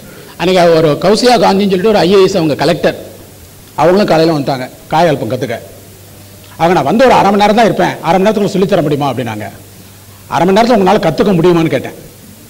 சொல்லிக் கொடுக்க முடியுமான்னு வேணும், இல்லை நான் 5 நிமிஷத்தோட சொல்லித்தர முடியும், உங்களால் முடியுமா அப்படின்னு. லெட் மீ ட்ரை அப்படின்னாங்க. சரி உட்காருங்க அப்படின்னு 1/2 மணி நேரம் வந்துட்டு போகிறேன்னு சொல்லி கொண்டு இருந்த அந்த IAS படித்த ஒரு மாவட்ட கலெக்டர் 1:30 மணி வரைக்கும் காலையில் 9 மணிலேருந்து ஒரு 4:30 மணி நேரம் அங்கே உட்காந்துருந்து அதை பூராத்தையும் கற்றுக்கொண்டு போகக்கூடிய அளவுக்கு அவங்களுடைய ஆவலை நம்ம தூண்டிட முடியும். அவங்களுக்கு ஏன் இது இத்தனால தெரியாமல் இருந்தது? காரணம் அதெல்லாம் மறைக்கப்பட்டது. அந்த மறுக்கப்பட்டது, இந்த மறைக்கப்பட்டதை இப்போ கொண்டு வந்துருக்கோம். இந்த மறுக்கப்பட்டதையும் நம்ம சரி பண்ணணும். அதனால் உங்களுடைய தொழிலில் உங்களுக்கு திறமை கண்டிப்பாக உங்களுக்கு வரும். அதை உங்களுடைய தியான உணர்வோடு நீங்கள் செய்யணும். யாரையும் வெறுக்காதீங்க. உங்களுக்கு தொழிலில் ஒருத்தன் போட்டி இருந்து அந்த போட்டியில் வரான்னு சொன்னான்னா இன்னையிலேருந்து அவனை வாழ்த்த ஆரம்பிங்க.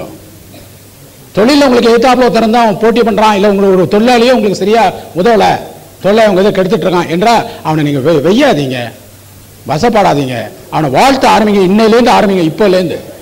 பிறகு இதுக்கு என்ன பலன் கிடைக்கிறது என்று அடுத்த பயிற்சியில் நீங்களே சொல்லுவீங்க. வாழ்க வளமுடன். வாழ்த்துக்களை ஏன் 3 முறை சொல்ல வேண்டும்? துரியாதீதம் பயந்தவங்க மட்டும்தான் மனோன்மணி விபாசன தவத்தில் கலந்து கொள்ள வேண்டுமா? நண்பர்களே, வாழ்த்துக்களை ஏன் 3 முறை செய்ய வேண்டும் என்று, அதை 3 முறை என்றில்லை, வாழ்த்துக்களை எத்தனை முறையும் சொல்லிக்கொண்டே இருக்கலாம். அதாவது இந்த 3 முறைன்னு வரும் பொழுது முதல்ல வாழ்த்துறாரு, வாழ்த்தும் பொழுது ஒருவேளை எங்கேயோ மனம் ஓடிட்டுருக்கலாம். 2வது சொல்லும் பொழுது அதே வாழ்த்து அவரே அதை உணர்வை கொடுத்துரும். 3வது முறை மனம் அதிலேயே ஒன்றி அதோடு லயமாகிடுவார். அதுக்காக தான் அதை 3 முறைன்னு சொல்கிறாங்க, மற்றபடி ஒரு ஒன்றும் இல்லை. துரியாதீதம் பயின்றவர் மட்டும்தான் மனோன்மணி விபாசன தவத்தில் கலந்து கொள்ள வேண்டுமா? அப்படி இல்லை. மனோன்மணி துரியம் எடுக்கும் பொழுதே, அந்த துரிய ஸ்டேஜில் வரும் பொழுதே மனோன்மணியும் கற்றுக்கொள்ளலாம். ஏனென்றால் அந்த பீனியல் கிளாண்ட் என்று சொல்கிறார்களே, அந்த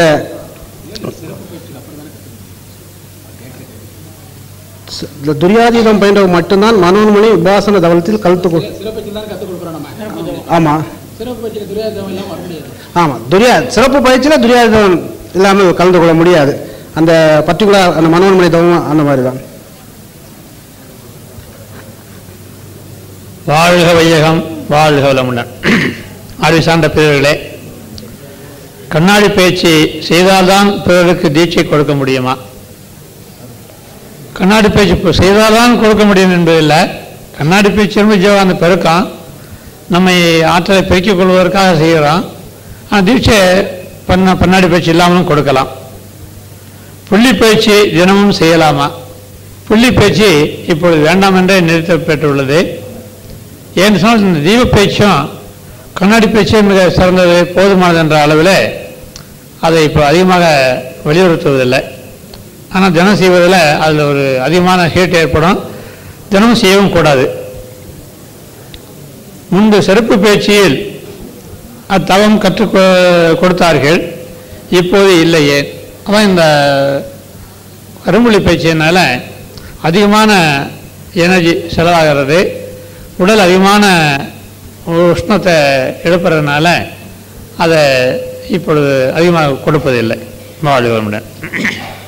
அடுத்த கேள்வி, ஜீவ பயிற்சியின் போது ஜீவகாந்த ஆற்றல் வீணாகிறதா, தூய்மைப்படுத்தப்பட்டு மீண்டும் உடலில் சேருகின்றதா? முதலிலே சிறிது செலவுதான், அடுத்து அங்கே ஒவ்வொரு செலவுகளிலையும் ஒளிமயமான தூய்மை பெறுகிறது.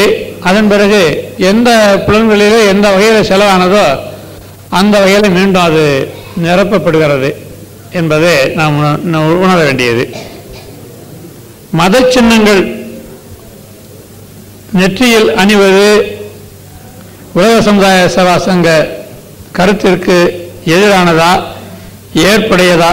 ஏன் எதிரானதல்ல, ஏற்புடையதுதான். ஆனால் எல்லாரும் பலர் இதில் கலந்து கொள்வதனால அந்த மதச்சின்னம் வேண்டியது என்று அதை நாம் விட்டுவிடுகின்றோம். அது எதிரானதல்ல. ஆன்மீக முன்னேற்றத்திற்கு எவ்வாறு தூண்டுகோலாக அல்லது தடையாக உள்ளது? ஆன்மீக முன்னேற்றத்திற்கு இந்த சின்னங்கள் எல்லாம் தடையில்லை. ஆகவே ஆன்மாவை பற்றி அறிந்து கொள்ளணும், உயிரை பற்றி அறிந்து கொள்ளணும் என்று அகநோக்கி நின்று தவத்தின் வாயிலாக உயிரை உணரும் போது அந்த அதனுடைய நோக்கம் ஆன்மலயம் என்ற ஒரு நிலை பெறுவதனால அது ஆன்மீகமாகும். ஆகவே நாம் இந்த தவத்தின் வாயிலாக, தற்சோதனின் வாயிலாக, மெய்ப்பொருள் விளக்கத்தின் வாயிலாக நம்ம ஆன்மாவை உணர முடியும். அந்த ஆன்மாவுக்கு மூலமாக உள்ளது பரமான்மா. அது பரமான்மாவே ஒரு பகுதியாக ஜீவாத்மாக இருக்கிறது என்பதை உணர்ந்து அந்த ஆன்மீக வாழ்விலை வாழ்வோம், வெற்றியடைவோமாக. வாழ்க வளமுடன், வாழ்க வையகம்.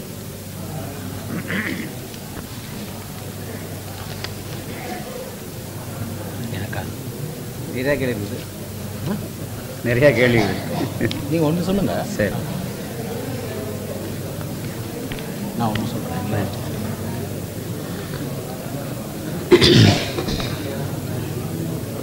கே பெரியசாமி, பழனி, அவருக்கு ஒரு சந்தேகம். வாஸ்து யோகாவுக்கும் குண்டலினி யோகாவும் என்ன வித்தியாசம்? ஆரம்ப மக்களுக்கு எது சுலபம்? இவ்விரண்டின் முரண்பாடுகளை விளக்கவும். வாஸ்து யோகம் என்பது வாசி யோகம். வாசி யோகம்னா மூச்சு இழுத்து அடக்கிறது, அது வாசி யோகம். பிராணாயாமம்னு சொல்லுவது. இப்போ நாம் செய்கிற குண்டலினி யோக பயிற்சியில் மூச்சு இழுக்கவும் வேண்டாம், மூச்சை அடக்கவும் வேண்டாம். வாசி யோகம் என்பது ஒன்று இங்கு இல்லை. வாய்விட்டு உச்சரிக்கும் மந்திரம் ஒன்று இல்லை. ஊசி முனை வாசலனை திறந்து காட்டி உன்னையே அங்கு சனால் காவல் வைத்து தேசிகனார் அருள்வழிரும் பார்வை மூலம் என்றது பாடலை பெரியசாமியில் படிக்குமாறு விரும்பி வேண்டி கேட்டுக்கொள்கின்றோம். அப்படி வாசியோகம் என்பது பிராணாயாமத்தில் மூச்சு இழுத்து உள்ளுக்கு அடக்கும் பொழுது, இப்போ மூச்சு இழுத்து வெளியே விடும் பொழுது, மூச்சு இழுக்கும் பொழுது 12 அங்கத்தில் இந்த மூச்சு உள்ளுக்க வரும். மூச்சு விடும் பொழுது 16 அங்கலம், இன்னும் 4 அங்கலம் நீளும். இப்போ நீங்கள் மூச்சு இழுத்து அடக்குன்னா எதை அடக்கிறீங்க? கரிமளவாயு உள்ளுக்க நீங்கள் அடக்கிறீங்க. அதனால் அது தேவை இல்லை. அதனால் உடலுக்கு அது கெடல் தான் என்பதை தெரிந்து கொள்ளலாம். ஆரம்ப மக்களுக்கு எது சுலபம் என்பது, பழங்காலத்தில் அப்படி ஒரு மரபு இருந்தது. என்ன கருத்து கேட்டிங்கன்னா, குண்டலினி யோகம் என்பதை மூலாதாரம், சுவாதிஷ்டானம், மணிபூரகம், அநாகதம், விசுத்தி, ஆக்னை, துரியம் என்ற இந்த படித்தளங்களில் மேலே ஏற்றிக்கொள்வதற்கு மூச்சு இழுத்து அடக்கி அங்கிருந்து ஒவ்வொரு படியாக உயர்த்தி உயர்த்தி வந்ததும் இஷ்ட தேவதை அல்லது மந்திர உச்சாடனம் இருந்தது. அந்த உச்சாடனம் பண்ணி அதை மேலே ஏற்றி கொண்டு வந்து பிரம்மச்சி நோன்பு இருக்கணும் என்றெல்லாம் ஒரு கருத்து இருந்தது. அதனால் அந்த தன்மையை நீங்கள் தெரிந்து கொண்டு இப்போ இந்த பயிற்சியில் நன்கு நீங்கள் அருள்நிதி என்ற பட்டம் வாங்க அந்த அளவுக்கு வந்திருக்கின்ற பொழுது அதை நீக்கி இப்பொழுது நீங்கள் ஆரம்பத்திலிருந்து ஆக்கண பயிற்சி எடுத்து துரியம் வாங்கி அங்கேயே அருட்செயல் பட்டத்தையும் வாங்கி அப்போ நீங்கள் மூச்சை இழுக்கவும் இல்லை அடக்கவும் இல்லை. அப்போ உங்களுக்கே தெரியுது நீங்கள் என்ன அனுபவிக்கிறீங்களோ அதையும் நீங்கள் மற்றவர்களுக்கு எடுத்துக்கோன்னா சிறப்பாக இருக்கும். வாழ்க வளமுடன்.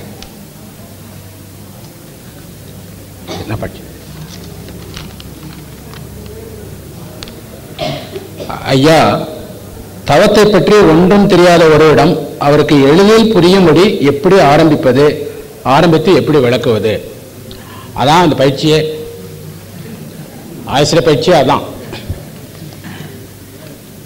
ஏன்னா இன்னைக்கு மகர்ஷி அவர்கள் 3-4 பேர் பேசுவது இருப்பதனால சுருக்கமாக சொல்லுறதுனால நான் உங்களுக்கு ஆசிரியர் பயிற்சியில் உங்களுடைய நிலை என்ன, எவ்வாறு இந்த நிதியை நீங்கள் எவ்வாறு எல்லாருக்கும் அருள்நிதி என்ற பட்டம் பெறுவதற்கு மாத்திரம் இல்லை, இது எவ்வாறு கொடுக்க போயில்லை என்று சொன்னேன். உண்மையிலேயே அதல்ல, இன்னும் நாளையெல்லாம் அதெல்லாம் சொல்லலான் இருந்தேன். இப்போ இந்த கேள்வி கேட்டதுனால அதை சுருக்கமாக தொட்டு சொல்லுகின்றேன். நீங்கள் அருள்நிதி ஆகிறதுக்கு ரொம்ப முக்கியம் என்னன்னா, ஏதோ உங்களுடைய மன்றத்தில் அகத்தாய பயிற்சியில் இருந்து கொண்டு இந்த 3 தவத்தையும் பெற்றுக்கொண்டீர்கள், பிறகு சிறப்பு பயிற்சி எடுத்துக்கொண்டீர்கள், பிறகு இங்கே வந்து ஒரு ஆசிரியர் பட்டமும் பெற்றுவிட்டீர்கள் என்று இல்லை. நிறைய உங்கள் மன்றங்கள் பல இடங்களில் நீங்கள் ஆரம்பிக்கணும், கிளை மன்றங்கள்லாம் ஆரம்பிக்கணும். அதுக்கு நீங்கள் பொறுப்பாசிரியர் ஆகணும். அந்த பொறுப்பாசிரியர் ஆகும்போது இப்போ உங்கள்கிட்ட நிறைய வந்து கேள்வி கேட்பாங்க. இப்போ இருக்கிற பசங்கள்லாம் ரொம்ப கெட்டிகார பசங்க, நிறைய கேள்வி கேட்பான், விஞ்ஞானத்தோடு இணைத்து கேள்வி கேட்பான். பசங்கள்லாம் எப்படிங்கிறதுக்கு உங்களுக்கு ஒரு சின்ன உதாரணம் சொல்ல முடியும். மதுரையில் நான் சேர்ந்துருக்கிற வாரியத்தை சேர்ந்ததில் நாங்கள் ஒரு 2 கல்லூரியும் ஒரு 3 பள்ளிக்கூடமும் நடத்துகிறோம். அந்த பள்ளிக்கூடத்தில் ஒரு வாத்தியாருக்கும் ஒரு பையனுக்கும் தகராறுன்னு சொல்லி ஒரு கேஸ் எங்ககிட்ட ரெஃபரன்ஸுக்கு வந்தது. நான் அதை விசாரிக்கிறதுக்காக அந்த அவனுடைய பையன் வயசு 5 வயசு தான், 1ஆம் கிளாஸ் படிக்கிறான். அவங்ககிட்ட போய் நான் கேட்குறேன், ஏன்ப்பா உனக்கும் வாத்தியாருக்கு என்னப்பா தகராறு அப்படின்னா, ஒன்றும் இல்லை சார், என்ன அனாதை பையலன்னு கூப்பிட்டாரு. நான் ஏன்னு சொன்னேன், நான் வீட்டை விட்டு கிளம்பி 1/2 மணி நேரம் ஆகுது. நான் கிளம்பும்போது எங்கள் அப்பா அம்மா உயிரோடு இருந்தாங்க. எங்கள் அப்பா அம்மா உயிரோடு இருக்கும்போது நான் எப்படி சார் அனாதை ஆக முடியும்? அனாதைங்கிற வார்த்தைக்கு அர்த்தம் தெரியாத ஒரு ஆசிரியராக இருக்கலாமா? இந்த மாதிரி கேட்குற பசங்கள்லாம் உங்ககிட்ட வருவாங்க. நீங்க காயகல்பத்தை பத்தி ரொம்ப சிறப்பாக சொல்றீங்களே, மகான்களை பத்தி சொல்றீங்களே, விவேகானந்தர் ராஜயோகம் பண்ணான்னு சொல்றீங்களே, அவர் ஏன் 40 வயசுல இறந்து போனார்? இந்த மாதிரி கேள்வியெல்லாம் நிறைய வரும். அதனால இந்த தவத்தை பத்தி மக்களுக்கு சொல்றதுக்கு முன்னால நீங்க நல்ல முறையில் புரிஞ்சுக்கணுங்கிறதுக்காக தான் இந்த ஆசிரியர் பயிற்சி. தவம் என்பது என்ன, அதுல தியானம் என்பது என்ன, அதுல யோகம் என்பது என்ன என்றெல்லாம் தெரிந்து கொள்ளணும்னா அடிப்படையிலே நீங்க ஆரம்பத்திலேருந்து உங்களுடைய உடல் என்ன, மனம் என்ன, உயிர் என்ன என்று தெரிஞ்சு கொள்ளணும். அதெல்லாம் நேரம் கிடைக்கும்போது இந்த 3 நாட்கள் இருக்கும்போது நிறைய போர்டெல்லாம் நாளைக்கு வரப்போகின்றது. உங்களுக்கு படம் போட்டு விஞ்ஞான கருத்துக்களோடு நான் சொல்லிக் கொடுக்குறேன். தவம் என்பது ரொம்ப சுலபமாக சொல்லிக் கொடுக்கலாம், ஒன்றுமே கிடையாது. அதை வந்து வெவ்வேறு விதமாக நம்ம சொல்லும் பொழுது நமக்கு கஷ்டமாயிடுன்றது. இப்போ மனம் என்றால் என்ன? மனம்னா பிசாசுன்றான் ஒருத்தன், மனம் என்றால் ஒருத்தன் குரங்குன்றான்.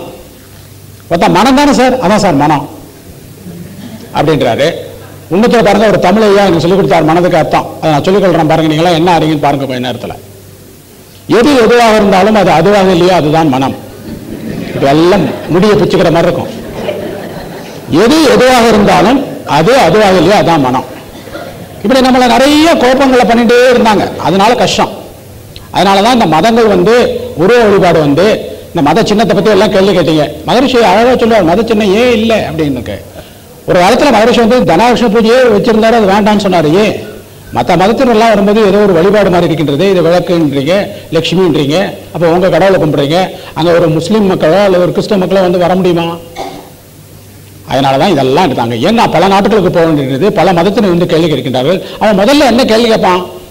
இப்போ நீங்கள் இதெல்லாம் போட்டிருந்தீங்கன்னா அவன் என்ன கேட்பான்? இந்த ஒரு 5 நிமிஷத்துக்கு ஒரு மகரிஷியே ஒன்றும் வேண்டாங்க, அவருக்கு மூக்கு அடைப்பு. இன்னைக்கோ ஒரு காலத்தில் மூக்குப்பிடி போட கற்றுக்கிட்டாருன்னு வச்சுக்கோங்க. அவர் மூத்த பண்ணணும் முதல்ல நீங்கள் எல்லாம் கேள்வி கேட்குறேன், நீ இவ்வளோலாம் சொன்னீங்க, நீங்கள் மூக்குப்பிடி அடக்கலையே, அப்புறம் மனதை எப்படி அடக்கிறது? இந்த மாதிரி கேள்வியெல்லாம் வந்துடும். மகரிஷி அதனால தான் மத சின்னம் அணிவதில்லை. காரணம், அவர் ஒரு மதத்திற்கு உட்பட்டவர் என்று தெரிந்து கொள்ளக்கூடாது. அவர் உலக சமயத்துக்கு உட்பட்டவர், அவர் எல்லாருக்கும் ஒன்று தான். அன்ற நிலையில் வரும் பொழுது நம்முடைய எது சொல்லுவதால், அதனால் இந்த கேள்விகளுக்கெல்லாம் நாங்கள் இந்த ஒரு 2-3 நாட்களில் இந்த தவம்னா என்ன, இந்த தவத்தை எப்படி சுலபமாக எல்லாருக்கும் சொல்லிக் கொடுக்கலாம். ஒரு பாமர மகரிஷிக்கு என்ன பேர்? பெரிய எம்ஏ பிஹெச்டி பண்ண அவனுடைய தத்துவ ஞானியாக கிடையாது, ஏழைங்களுடைய பாமரனுடைய தத்துவ ஞானி அவர். பாமரருக்கும் நம்ம சொல்லிக் கொடுக்க முடியும், ஜாஸ்தி படிக்காதன்னு கூட நம்ம தவத்தை பற்றி சொல்லிக் கொடுக்க முடியும். எத்தனையோ வர்றாங்க. இப்போ எங்களுடைய மண்டலத்தில் நான் சமீபத்தில் ராஜபாளையத்தில் போயிருந்தேன். அந்த ராஜபாளையத்தை பார்த்தீங்கன்னா ஒரு பிஆர்சி பஸ்ஸுக்கு டிரைவர், அவர் மன்றத்தில் உபதேச செயலாளர் இருக்கார். அவர் வந்து பெரிய பெரிய இதெல்லாம் படிச்சுட்டு வந்து அவர் சொல்றாரு, அவருடைய பஸ்ஸில் யார் ஏறினாலும் சிகரெட் குடிக்கக்கூடாது. ஏன்னா போட்டிருக்கு, நானும் குடிக்க மாட்டேன், நீங்களும் குடிக்கக்கூடாது, குடிச்சா வண்டியை நிறுத்திடுவேன், இறங்குங்க என்ற ஒரு கட்டுப்பாடு அவருடைய வண்டியில ஒரு ஓட்டுநர் அவர் செய்யக்கூடிய அளவுக்கு அவருக்கு தெரியும். எல்லாருக்கும் என்ன சொல்றாரு, வாழ்த்துறாரு. ஏன்னா சிகரெட் குடிக்கக்கூடாதுன்னு சொல்லி நிறுத்துறாருன்னா இவன் அடிக்க வருவான். அதுக்கு பதிலாக வாழ்க வளமுடன் ஐயா, புகை பிடிக்காதீர்கள். அவன் உடனே கேட்கறான், டேய் இவன் வேண்டாம் டிரைவர் வாழ்க வளமுடன்றான், கொஞ்சம் ஆக்சிடென்ட் எல்லாம் போக போட்டிருக்கு இந்த பஸ்ல, எல்லாரும் ஏறுங்கிறான் என்ற அளவுக்கு உங்களுடைய மனதையே மாற்றக்கூடிய அளவுக்கு ஒரு வதம் என்ன மகரிஷி சொல்லிக் கொடுத்த வாழ்க வளமுடன், அவ்வளவுதான். அதனால இந்த தவத்தை வந்து ரொம்ப சுலபமாக சொல்லிக் கொடுக்கலாம். இது வந்து ஒண்ணுமே கஷ்டம் இல்லை. அதை நான் உங்களுக்கு சொல்றோம். தவம் காயகல்பச்சி இவையெல்லாம் செய்தால் சில சைடு எஃபெக்ட்ஸ் உண்டாயிருது. அது ஏன், அது எப்படி தவிர்க்கலாம்? இதெல்லாம் சைடு எஃபெக்ட்ங்கிறது இல்லை. இந்த சைடு எஃபெக்ட்ங்கிறத கொஞ்சம் விளையாட்டா சொல்லலாம். உங்க சைடுக்கு எஃபெக்ட், உங்க சைடா உங்க சைடுக்கு நான் பேசுறேன்னு சொல்றீங்களா? இப்போ ஒய்ஃபை சொல்றீங்களா, என்ன எப்போ பார்த்தாலும் ராங் சைடில் பேசுறேன் அப்படின்னு கேட்குறோம். அது மாதிரி நான் என்ன சேம் சைடில் கோல் போட்டோன்றேன் ஃபுட்பாலில். அது மாதிரி உங்க சைடுக்கு எஃபெக்ட் தான் அது. காரணம், நம்ம வாழ்க்கையில் நம்ம இது வரைக்கும் வந்திருந்த பாதைகள் எப்படி, நம்மளாம் எல்லாரும் எல்லாம் என்ன சொல்லுவாங்க, நான் காலையில் எழுந்துக்கிறேன், பல் தேய்ச்சிக்கிறேன், பேப்பர் படிக்கிறேன், காஃபி குடிக்கிறேன், குளிக்கிறேன், பிறகு ஆஃபீஸ் போகிறேன், ஆஃபீஸில் திரும்பி வரேன், பிறகு சாப்பிட்றேன், பிறகு தூங்குறேன், பிறகு உடல் உறவு, பிறகு மனைவி மக்கள், பிறகு குழந்தைகள், அந்த குழந்தைக்கு படிப்பு, இப்படியே சுற்றி கொண்டே இருக்கின்றமே. இதில் என்ன சாதனைகள்? எதுவுமே சாதனை கிடையாது. யாரும் செய்யாத நம்ம ஒன்றும் செய்யலையே. நமக்கு முன்னாடி நம்ம அப்பா அம்மாலாம் செஞ்சுட்டு இருந்தா நாமளும் செய்கிறோம். சாதனையே கிடையாது.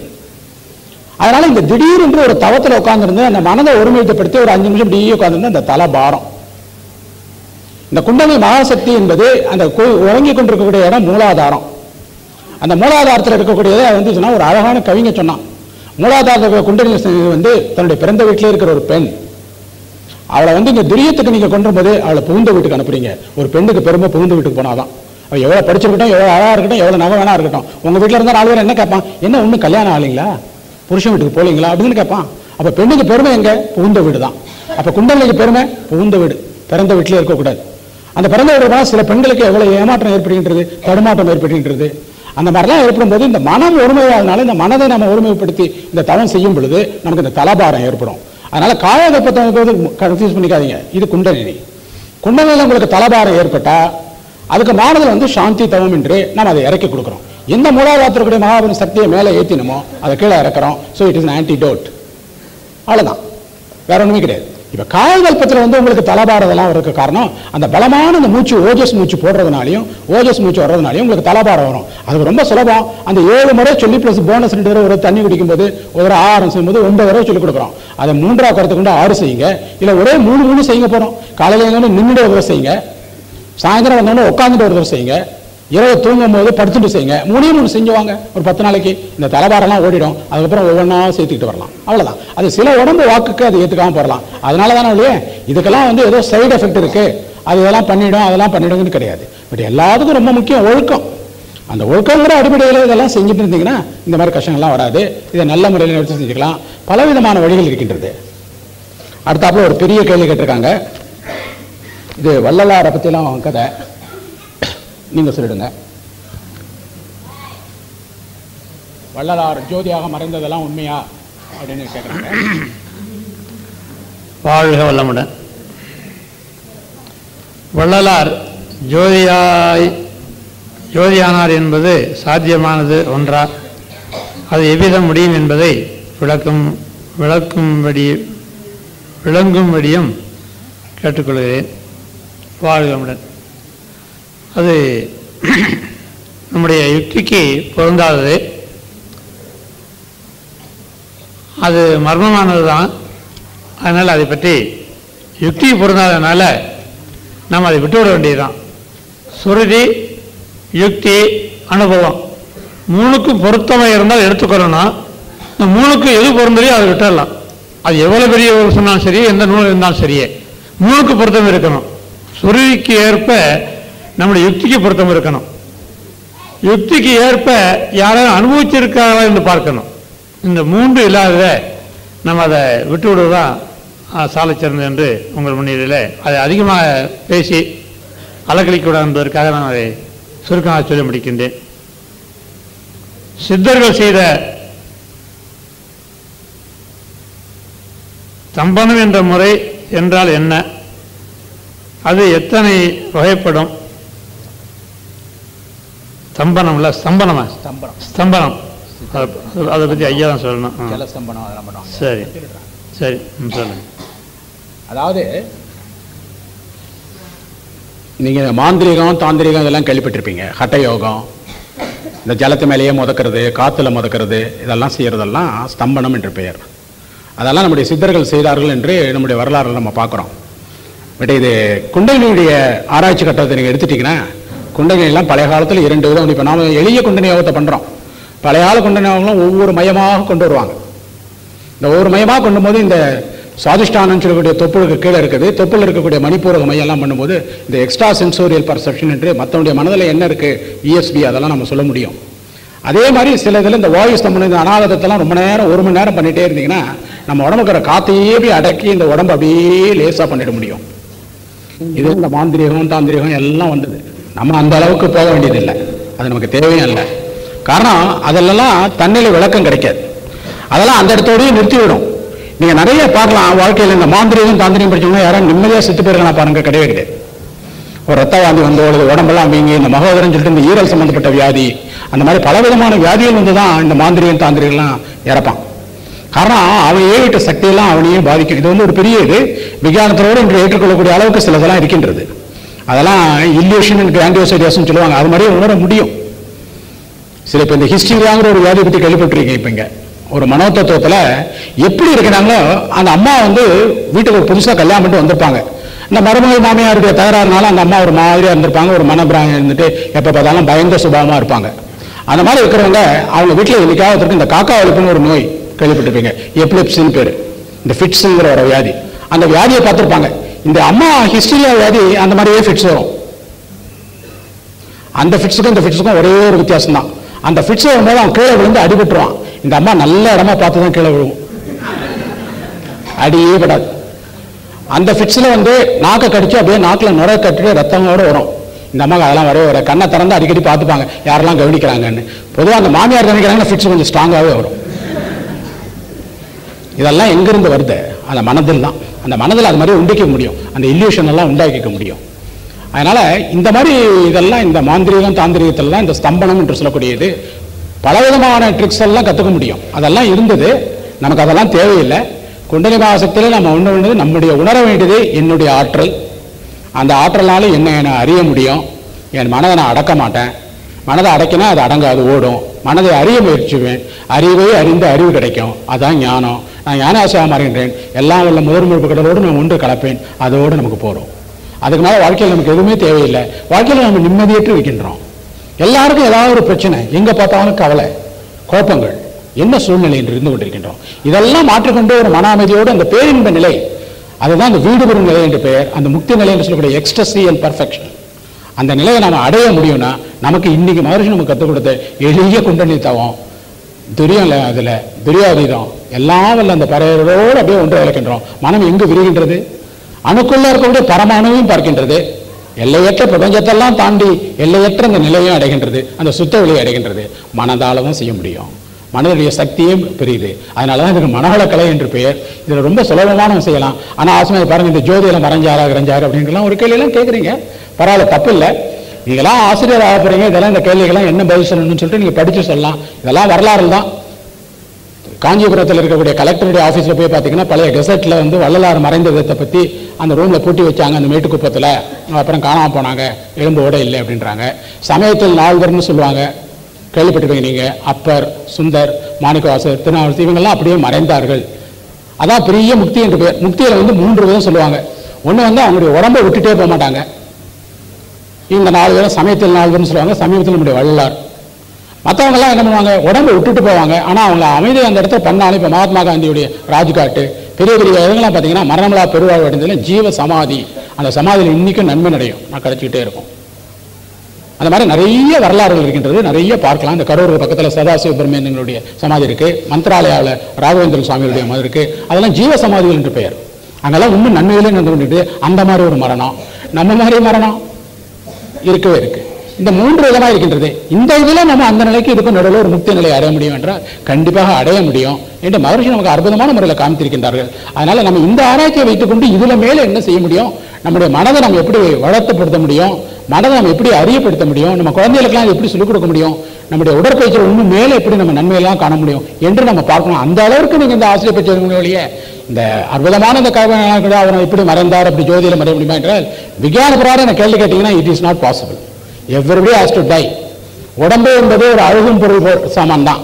பழம் எப்படி அழுகித்தான் ஆகணுமோ அது மாதிரி இந்த உடல் அழுகித்தான் ஆகணும், இந்த உடம்பு இறந்து போய் தான் ஆகணும்.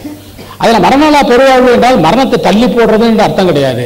அந்த மரணம் வராத காலத்திலேயே அந்த மூப்புத்தன்மையை தள்ளிவிட்டு வியாதியின் கொடுமையை எல்லாம் குறைத்து விட்டு வியாதியே வராமல் தடுத்து விட்டு ஒரு உன்னதமான வாழ்க்கையை, சீரான வாழ்க்கையை நம்ம அடைய முடியும். அதுக்கு தான் இந்த எளிய உடற்பயிற்சி, எளிய குண்டலினி பயிற்சி, எளிய காயகல்ப பயிற்சி. எல்லாரும் சாகவே விட்டுறலாம், இனிமேல் சாகவே வேண்டாம் என்ற நிலைக்கு கிடையாது. அதை மரணத்தை பற்றி சரியாக புரிந்துக்காதனால நம்ம கேட்கக்கூடிய கேள்வி. காயகல்பத்தை பற்றி இதோட இணைத்து உங்களுக்கு ஒரு விஞ்ஞானத்தோடு ஒரு படம் போட்டு காமிக்கிறேன், அப்போ உங்களுக்கு இன்னும் நல்லா புரியும். அடுத்து வாழ்க வளமுடன். ஐயா, மரணமில்லா பெருவாழ்வு வாழ்ந்திடலாம் என்பதற்கு விடை சொன்னார்கள். மரணமில்லா பெருவாழ்வு என்பது நாம் பிறவி நோக்கம் என்னவோ அது முடியும் வரைக்கும் இந்த உடல் வீழ்ந்து விடாது, வாழ்க்கை வாழ்வது தான் மரணமில்லா பெருவாழ்வு என்று குறிப்பு ஆகும். நம்முடைய யோகத்தாலும் உடற்பயிற்சியினாலும் நீண்ட நாள் இருந்து நாம் எந்த பிறவி நோக்கத்தை நிறைவு செய்ய வேண்டுமோ, அதாவது வினை தூய்மையும் மன தூய்மையும் பெற்ற போது இன்னொரு உடல் வேண்டாம் என்ற போது அதை ஊற்றி விடுவதுதான் சிறப்பு. அதைத்தான் மரணமில்லா பெருவாழ்வு வாழ்ந்திடலாம் என்று சொன்னார். செத்தாரை எழுப்புகின்ற திறம் பெற்ற என்று வல்லவர் சொல்கிறார்கள். செத்தாரை எழுப்புகின்றார் சொன்னால் இப்போது நம்முடைய ஜீவகாந்தத்தை பல வகையில் அதிகமாக நம்ம செலவு செய்து கொண்டே இருக்கின்றோம், செத்துக்கிட்டே இருக்கின்ற பொருள். அதனால் அது மாதிரி செலவு செய்யக்கூடாது என்ற அளவு தான் வள்ளலார் அவர்கள் இந்த தவத்தின் வாயிலாக வேண்டியவாறு வேண்டிய போது மட்டும் இந்த புலன்கள் வழியில் தூய்த்து கொண்டு மீண்டும் அதை உடலுக்கு வேண்டியதை நிறுத்திக் கொள்வதுதான் செத்தாரை எழுப்பு என்று திறம் பெற்றேன்னு சொல்கிறார்கள். அது இறந்து போன பிறகு அதை எழுப்புவது என்பது பொருள் அல்ல. அதுபோல் அவருடைய வள்ளலார் காலத்தில் நிகழ்ந்தது. அவர் மிக வருந்தினாராம். ஐயோ பாவம், இப்படியும் பாமர மக்கள் இருக்கின்றார்களே, எவ்வாறு இவர்களெல்லாம் உய்வது என்று அவர் கண்ணீர் வடித்தாராம். அதை இறந்து போன பிறகு எடுப்பதல்ல, இப்பொழுது ஜீவானந்தத்தை எடுக்கும் பொழுதே சத்து போய்கிட்டே இருக்கிறது. சத்து போய்கிட்டே இருக்கலாம், செத்து போச்சுன்னு சொல்கிறோம். உடலில் ரத்த ஓட்டம் காற்றோட்டம் போட்டு நின்று போனால் என்ன சத்து போனது, இயங்கும் சத்து நின்று போனது என்றான் பொருள். அதை சத்து போனது செத்து போனது என்று சொல்கிறோம். இப்படி இருக்கும்பொழுதே பல வகையில் நம்முடைய ஜீவானத்தை செலவு செய்கிறோம். அதை இல்லாமல் தடுத்து ஆட்கொள்வதுதான் செத்தாரை எழுப்புகின்ற திறம் பெற்றேன் என்று சொன்னார் நமது வள்ளல் பெருமான். வாழ்க வளமுடன். அடுத்து வாழ்க வளமுடன். மன அலை மூலம் மனதை ஒருமைப்படுத்த முடியுமா, ஆதாரத்துடன் விளக்க முடியுமா? நண்பர்களே, இந்த மன அலையை பற்றி கேட்கிறார்கள். அதை நாளைக்கு கொடுக்கிறார், ஆதாரத்தையும் கேட்கிறார். இருந்தாலும் ஒரு சின்ன ஒரு குறிப்பு மாற்றம் கொடுக்கிறேன். அதாவது மன அலையிலே 4 அலையை சொல்வார்கள். ஆல்ஃபா, பீட்டா, டெல்டா, காமா என்றெல்லாம் பலவிதமாக கூறுவார்கள். அதாவது கோபமான நிலையிலே நாம் இருக்கும் பொழுது அது நம்முடைய பீட்டா வேவ்ஸிலே ஒர்க் சொல்வார்கள். பின்பு ஆக்னையிலே நாம் வரும் பொழுது அங்கே ஆல்ஃபா வேவ்ஸ் என்று சொல்கிறார்கள். துரியத்திலே டெல்டா, அதுக்கு துரியாத்திலே தீட்டா இதெல்லாம் பலவிதமாக கூறுவார்கள். இருந்தாலும் ஒரு ஆதாரத்தை கேட்கிறார். இதை பற்றி நம்ம துரியாத இடத்தவர்களுக்கெல்லாம் மனம் அலைபாய்ந்த மனம் மெதுவாக அது அடங்குகிற தன்மை, ஒடுங்குகிற தன்மை நன்றாக புரியும். இதை பற்றி ஒரு முறை சுவாமிஜி அவர்கள் ஆந்திரா மாநிலத்திலே ஒரு இடத்திலே பேசிக்கொண்டிருந்தார். அப்புறம் அங்கே ஒரு டாக்டர் இருந்தார். அவர் டிரான்சென்டல் மெடிடேஷன்லே அவர் நல்ல ஒரு தேர்ந்த பயிற்சியாளர். இருந்தாலும் நம்ம சுவாமிஜியுடைய கருத்துக்களிலே ஆழ்ந்த ஈடுபாடு உண்டு. சரி சாமி, இந்த அலைகளை பற்றிலாம் குறைகள், நானும் அலைக்கு தகுந்த மாதிரி என்னுடைய இன்ஸ்ட்ருமெண்ட்ஸ் எல்லாம் செட்டப் பண்ணி வைத்துக் கொள்கிறேன். நீங்கள் அந்த தவத்தில் உட்காருங்கள், அந்த அலை எப்படி வேலை செய்ய வேண்டும் எல்லாம் பார்க்க வேண்டும் என்று கூறினார். சரி என்று ஐயா தவத்திற்கு உட்கார்ந்து விட்டார். உமாவை ஒவ்வொரு நிறையும் சொல்ல கூறினார். ஐயா பேசிக்கொண்டே இருந்தார். அப்பொழுது அவருடைய அலையில் அவர் தலையில் எலக்ட்ரோஎன்செஃபலோகிராம் அந்த கருவியெல்லாம் வைத்துக்கொண்டெல்லாம் அந்த என்னென்ன கருவி உண்டோ அந்த கருவியெல்லாம் வைத்துக்கொண்டு ரெடியாக இருந்தார்கள். உமாவும் பக்கத்திலிருந்து ஆகிறேன் என்று முதல் சொன்னார். அதுவரை ஐயா பேசி கொண்டிருக்கும் பொழுது அந்த ஆகிறேன் என்று சொல்லும் பொழுது அது அலைந்து கொண்டிருந்தது. மெதுவாக அந்த ஆகையில் என்ன அலை வருமோ அந்த 7லேருந்து 14 ஃப்ரீக்வன்சி சொல்லுகிறார்களே அந்த அலைக்கு வந்தது. அடுத்தது துரியம் என்று ஒரு 5 நிமிடம் கழித்து கூறினாள். ஐயாவும் துரியத்திற்கு சென்றார். அங்கே என்ன ஆகிவிட்டது என்றால் திரும்ப அந்த 7லேருந்து 3 என்ற நிலையிலே அந்த தீட்டா வயசுக்கு வந்துவிட்டது. கொஞ்ச நேரம் கழித்து டெல்டா துரியாதீதம் என்று சொல்லும் பொழுது அந்த கருவி அவர் ஐயா துரியாதீதம் சொல்லிவிட்டால் அந்த கருவி அதற்கு மேல் வேலை செய்யவில்லை, அதோடு நின்று விட்டது. என்னடா கருவியில் ஏதோ கோளாறு ஆகிவிட்டதோ என்று அந்த டாக்டர் பக்கத்திலே பார்த்தார். இந்த கருவி அதோட இண்டிகேட்டர் பக்கத்திலேருந்து அதை காண்பித்து கொண்டே இருந்தது, அதாவது கருவி ஒழுங்காக வேலை செய்து கொண்டே இருக்கிறது என்று. ஐயாவுக்கு தான் என்னடா துரியாதீதம் போடுவோம், ஐயாவுக்கு தான் ஏதோ மூர்ச்சி ஆகிட்டதா என்று திரும்ப உமா மூலமாக ஐயாவை கூப்பிட சொன்னாங்க. ஒரு டாக்டர் சந்தேகம் வந்து விட்டார். திரும்ப ஐயா கண் விழித்து பார்த்தா உடனே அது திரும்ப அது 3 என்ற நிலைக்கு திரும்ப வந்து விட்டது. அதற்கப்புறம் அந்த டாக்டர் வருத்தப்பட்டார். அதாவது அந்த கருவியை அந்த 3 என்ற ஃப்ரீக்குவன்சி வரையிலே செட்டப் பண்ணி வைத்திருக்கிறார்கள், அதற்கு மேல் அந்த கருவியை செட்டப் பண்ணவில்லை. எனவே ஆதாரம் இல்லை, இது நம்முடைய பயிற்சியிலேயும் நம் மனம் ஓர்மைப்படுவதை புரிந்து கொள்ளலாம். வாழ்க வளமுடன். கனவு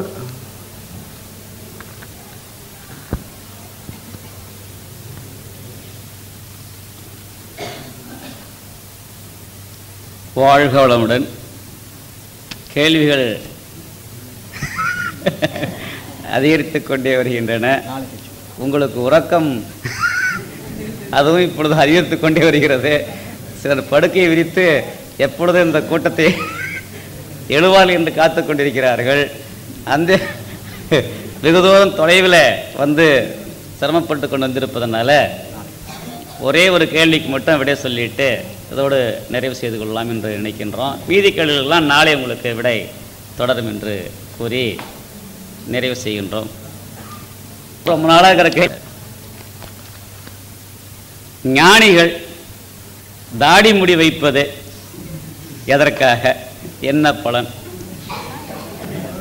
உணர்வாளர்களே, இந்த ஜீவகாந்த பெருக்கம் என்பது உடலிருந்து நமக்கு அப்படியே சுழலலை விரிவலை என்று அடிப்படையில் உச்சியிலிருந்து உள்ளங்கால் வரைக்கும் நமக்கு அது நிரம்பிக் கொண்டே இருக்கின்ற ஒரு ஆற்றல். அது சிறப்பாக ஆண்களுக்கு அந்த சேவிங் என்று சொல்லுகின்ற அடிப்படையிலே வலிக்கின்ற பொழுது அந்த ஜீவகாந்தம் குறைபடுகிறது. அது நிறைவேறுவதற்கு அந்த ஒரு அமைப்பும் இளமை நோன்பு இல்லறம் என்ற அந்த 4 படிகளிலே அதை உயர்கின்ற ஒரு கருத்திலே இவர் ஞானி, இவர் உலகத்திற்கு தொண்டாற்றுகின்ற ஒரு சிறந்த ஆற்றலோடு என்பதை காண்பிப்பதற்காக அந்த ஒரு ஆற்றல் அது இங்கே ஞானிகள் சித்தர்கள் யோகிகள் என்ற அடிப்படையில் அது அந்த இச்சை என்பது விடுபட்ட நிலையிலையும் இருந்து உயர்ந்து வருகின்ற ஒரு ஆற்றல். நானும் ஒரு ஆண்டுக்கு 2 ஆண்டுகளுக்கு முன்னாடி தாடி விட்டேன்.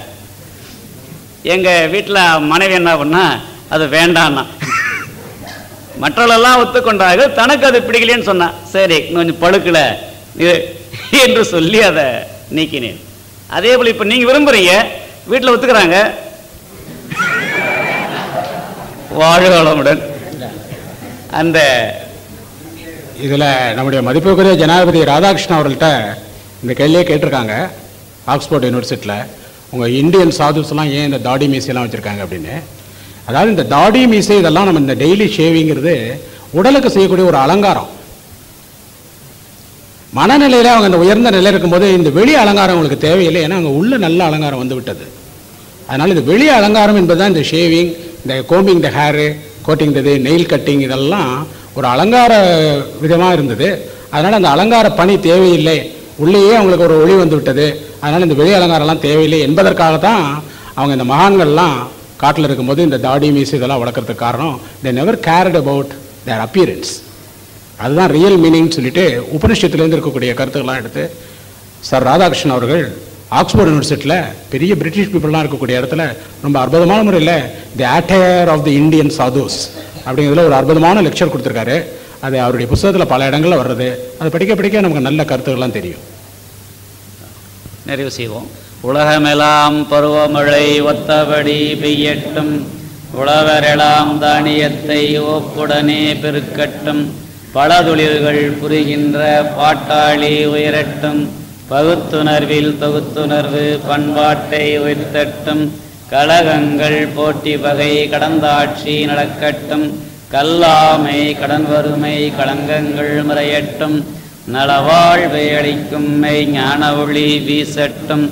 நம் கடமை அறவாழ்வின் ஆட்டத்தே சிறக்கட்டும். நம் கடமை அறவாழ்வின் ஆட்டத்தே சிறக்கட்டும். நம் கடமை அறவாழ்வின் ஆட்டத்தே சிறக்கட்டும். வாழ்க வையகம், வாழ்க வையகம், வாழ்க. ஓம் சாந்தி சாந்தி.